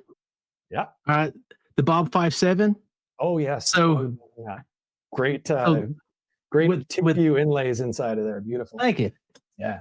So with that one, I can run two 1,500 packs. I can chase an entire motocross race 15 minutes. Wow. So start to finish, instead of, having to land after 4 minutes or whatever, change packs, get back up. Yeah. Start to finish with that. And so it's possible, but you just have to kind of, you got to build it right. Of course. But I love that one because then I'm just locked in the entire race. And that's a thing that I love so much about this, is that there are just little tiny nuances collectively that lead to a completely different beast of a craft every time. Yeah. And you can just sort of put all your eggs in one basket and lean towards efficiency, and then get this incredible quad that flies forever. Or you can just go 8 million miles an hour for 30 seconds with I just seen Chris Rosser just release that new Red Bull drone style. Yeah. I have such mixed vibes on that, man. It scares the crap out of me. It seems like a thing. It seems like offering an AK-47 to the general public. I know. There's something about it where it's like, I think it's cool, but maybe somebody shouldn't be building that. and maybe I'm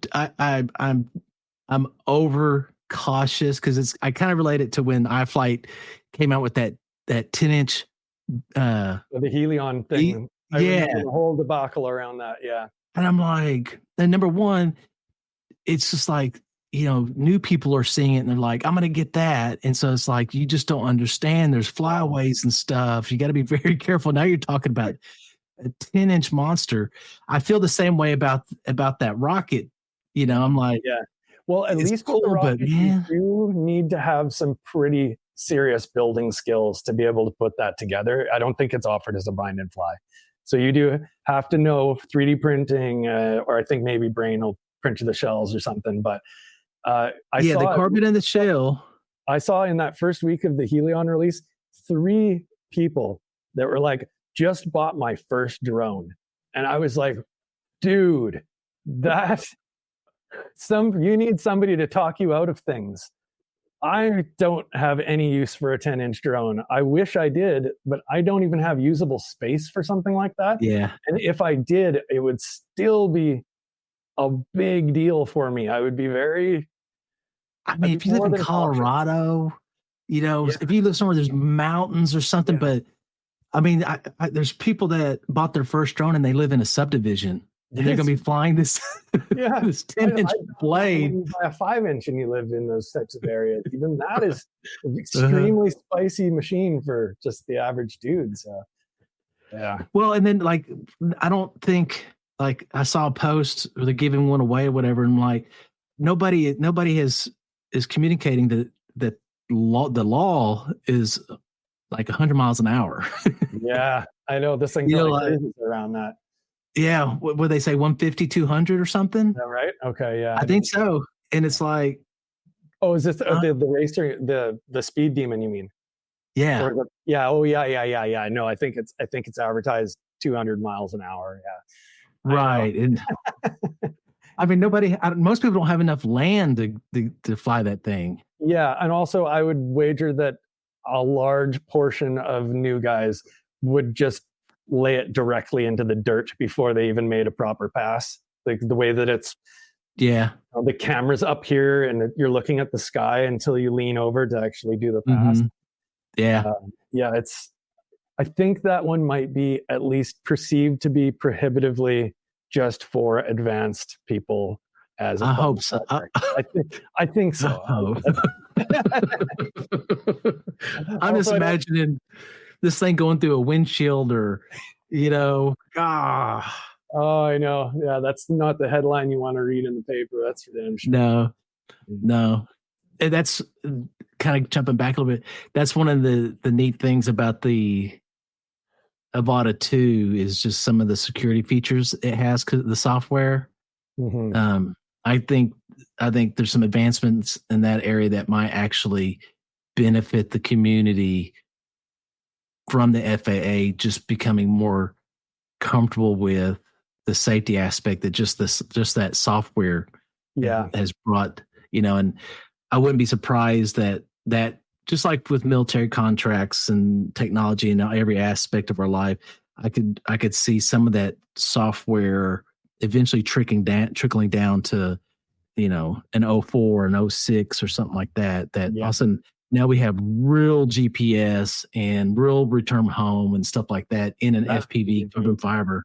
Yeah, it would be. It would be. I wouldn't be surprised that that's not something coming relatively soon. You're an optimistic guy, so I think the counter argument would be that we're going to put remote ID in it and take away our freedoms. And so, yeah, I know I'm with you. I totally get that. And I'm always looking to hope that you have the best interests in mind of everybody. But yeah, it's been a tumultuous time here with all of the regulations in the States, and don't get it twisted. We're all hearing about it in these other countries as well.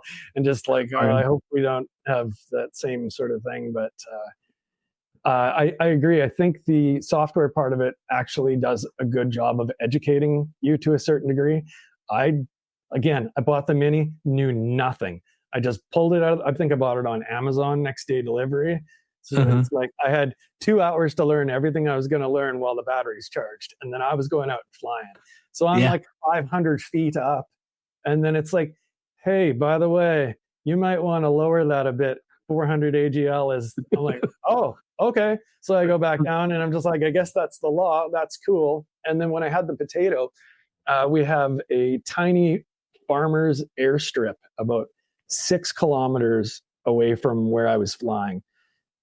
So it's not controlled airspace, but it's when you would fly the potato, it would make you check a box signifying that you recognize that you are in an enhanced warning zone, which I probably wouldn't even have known of the airstrip unless DJI had actually actively told me you need to be careful because there could be some air traffic around here. And if I would fly, I think it was like if I flew over 80 or 90 clicks an hour at a certain altitude, it would just kick me out of manual and hover.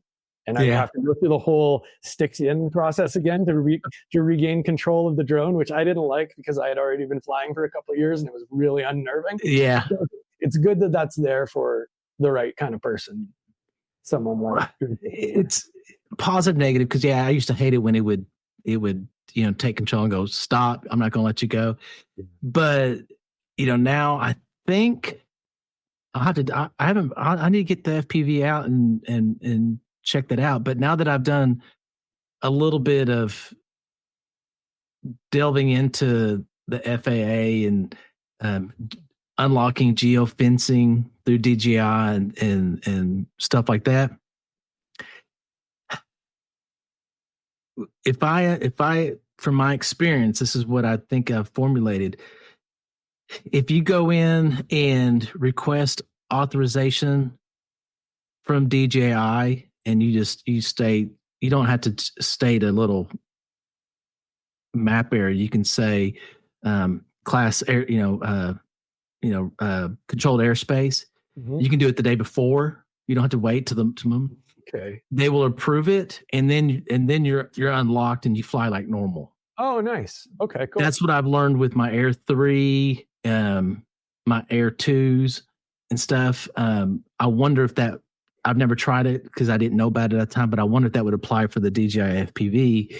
And if that couldn't apply for, if an 05 came out and had GPS with this amazing return home and stuff like that, if you could just go on and say, you're basically relinquishing DJI of legal challenges or responsibility.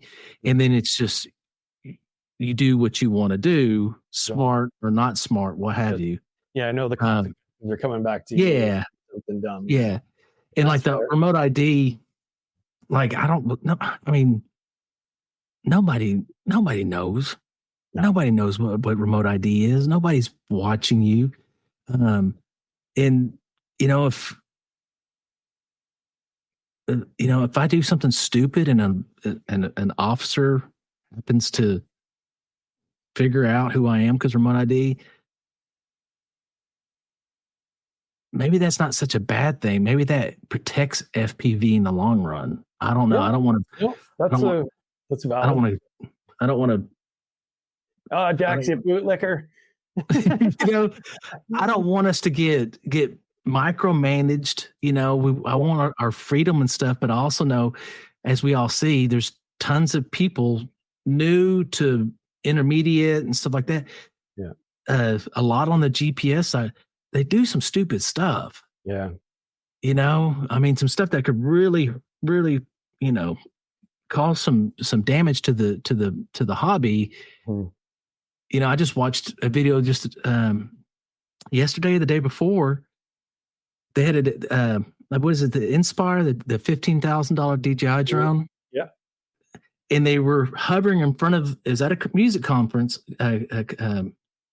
festival, and they're hovering in front of the DJ booth, right? It turns and it takes off over the crowd, and it's about 15 feet out of the crowd, and the concert shoots paper streamers in the air. No, and it crashed into the crowd.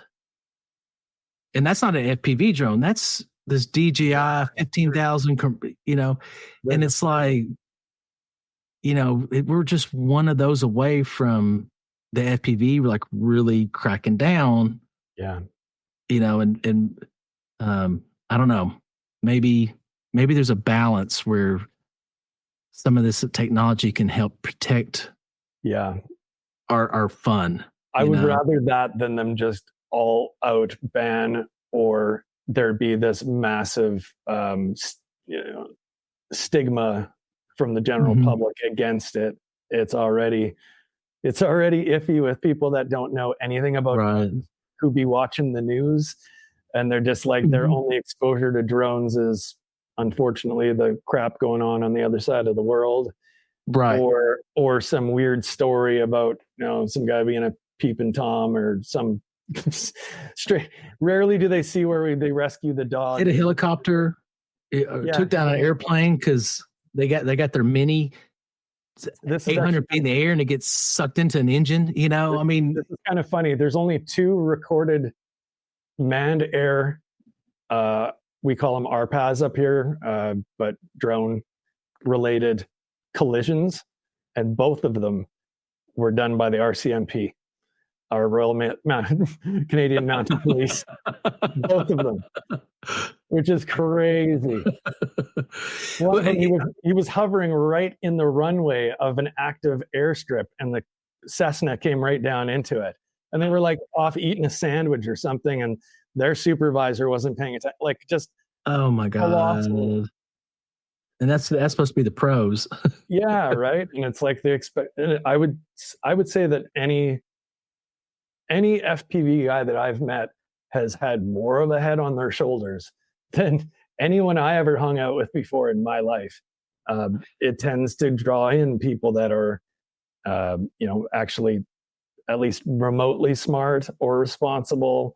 And I know that's not true everywhere, but I would agree. I think especially after, after 6 months and after a year, new pilots quickly obtain appreciation at just how much concern they need to apply to a 5-inch freestyle and stuff. Whereas the GPS drone side, like they don't, the thing flies itself so well that like they don't develop that sense of oh my god, the bad could happen. Like that's where the biggest risk is that GPS side is so much easier for new people, and then it does such a good job that they don't develop that sense of, oh shit, they've never had a fail safe. Yeah. In a bad spot, oh, okay, so our links aren't impenetrable, so I need to be very careful about where I'm, you develop that really fast on the FPV side. For sure you do. Absolutely. Yeah, I agree. I just wish we had the return home feature of the Vada 2 without remote ID in a module. That'd be sick. Oh, yeah. I mean, iNav and everybody would just freaking flourish off of that quality link, but just you could fly it over a crowd at a concert or something like that, and if you lose connection or whatever, it's just gonna it's just going to come right back to you. Whereas it's not as reliable today with hobby grade GPS and stuff. Yeah, I'd line up for that. That would be great. but more than likely to have RID on it. Yeah, unfortunately. Yeah, I guess both come at the same time. Dude, I wanted to say, thank you for turning me on to Shoresy. Oh man, isn't it the greatest show ever? God, I freaking love that show, dude. Dude, I'm even a good Canadian. I don't watch hockey but that is my favorite hockey related anything that has ever existed. Is the greatest show.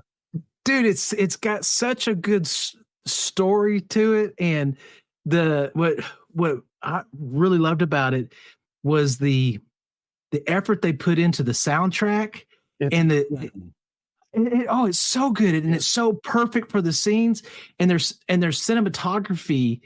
It's like it's on the soundtrack, and the cinematography is on a next level that you don't normally see in a weekly TV series. Yeah. And I was just like, oh wow, there's some art to this. And then just the dialogue, and then how the relationships and stuff, and you like really start to really like people.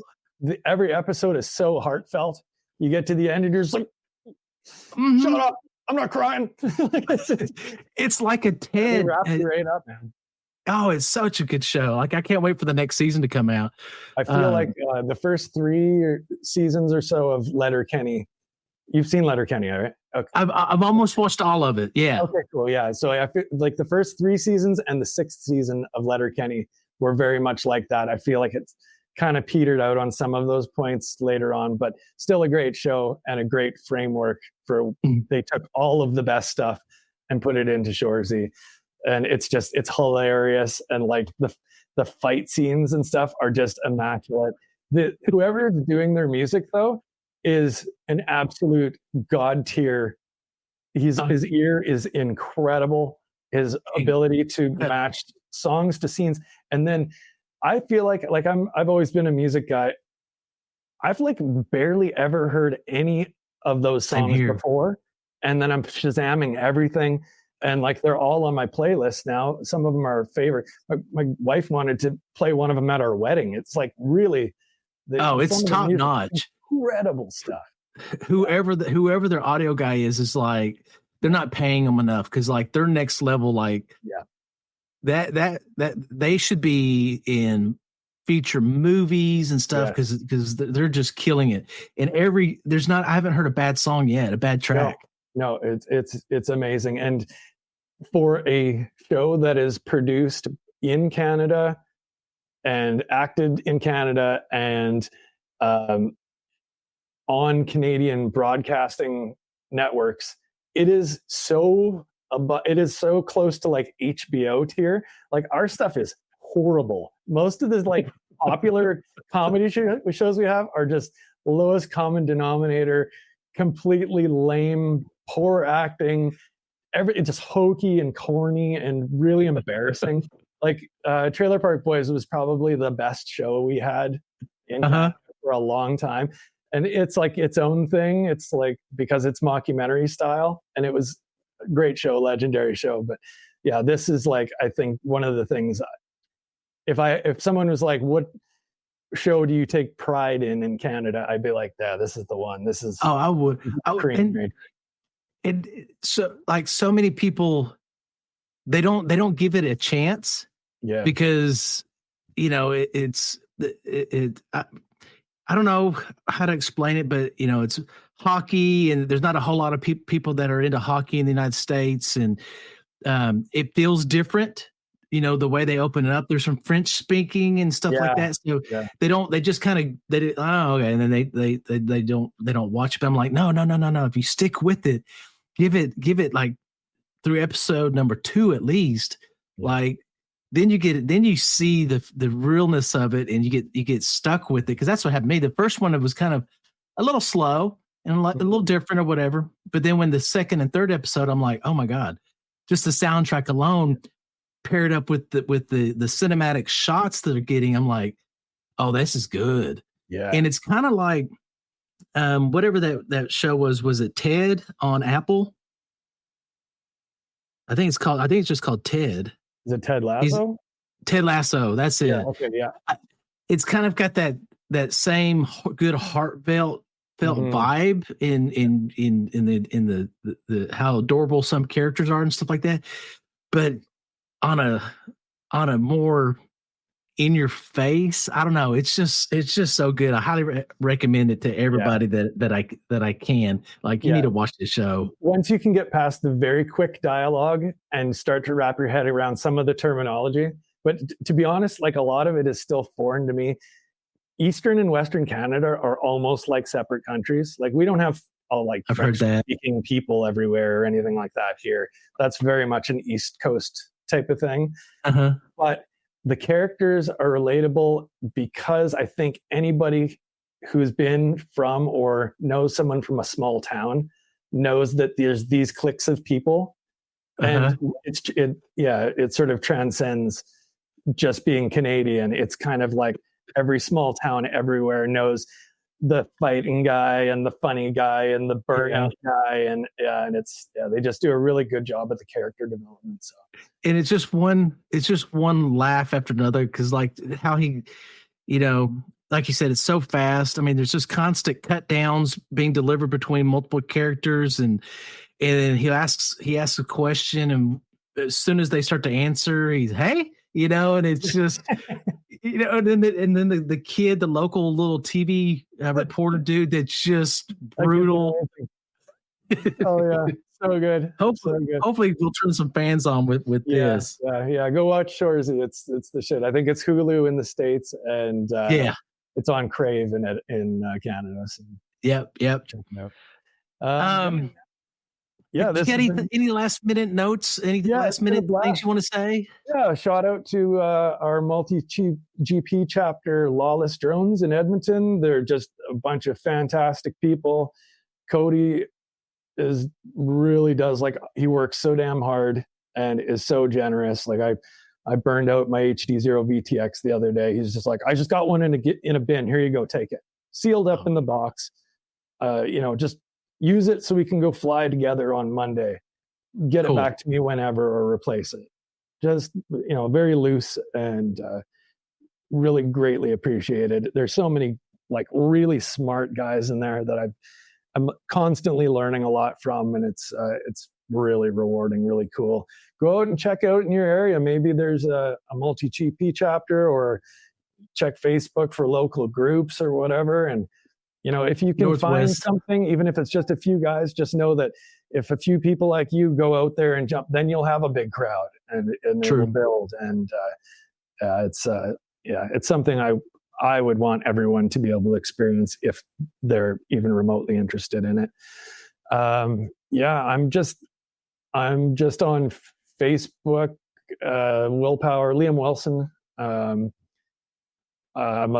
I'm a little active on Reddit and stuff, but I don't normally like drive people to stuff. I'm kind of the guy that pops out of the bushes, is like, hey man, you need to switch your RX and TX, and then I disappear into the night. And there's been a lot of really great friendships I've made on beginner to FPV, so I consider a lot of these guys like brothers. There's always open-ended invitations. Andreas Papap, come out to Greece. You can sleep in my guest house and we'll feed you every day. And that he means it. Yeah, I know he means it. He's a wonderful person, man. Like, just a great dude.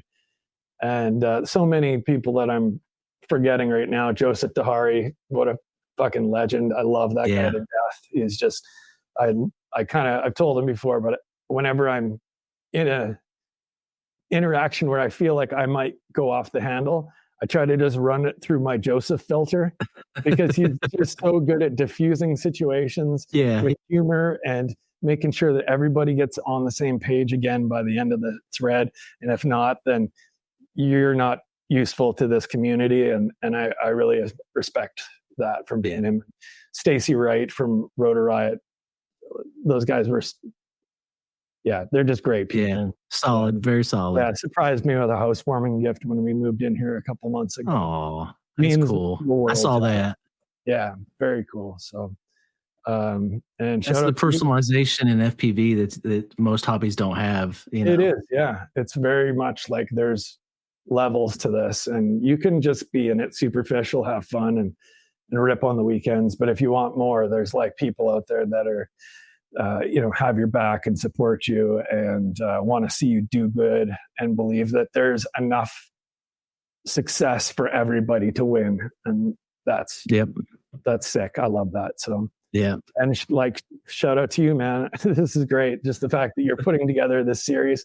This is a lot of work, a lot of your time. I'm grateful for all of the help that you've given me over the years. You've really helped me level up. You helped me level up a lot, man. I don't know if you recognize when I'm asking you certain questions and you come back with an answer. I'm like, I've been searching for that answer for a week. And I appreciate that. I'm lucky that I have access to people like you to help us out. And vice versa. Like the way you carry yourself and the way, you just always level, and you're always, you never seem frustrated or snippy or anything like that. It's, you're one of the ones that I look at in the community. We've never met before, other than just Facebook or whatever. But like, there's certain people that in my mind, it's like, this is how you should be in not just FPV but in life. The way you should go through life, being a cool person. Like you just said, Joseph, Stacy, and there's so many other people too. I know, but you're one of the ones that I'm always like, dude's always cool and chill. Like, I need to do better.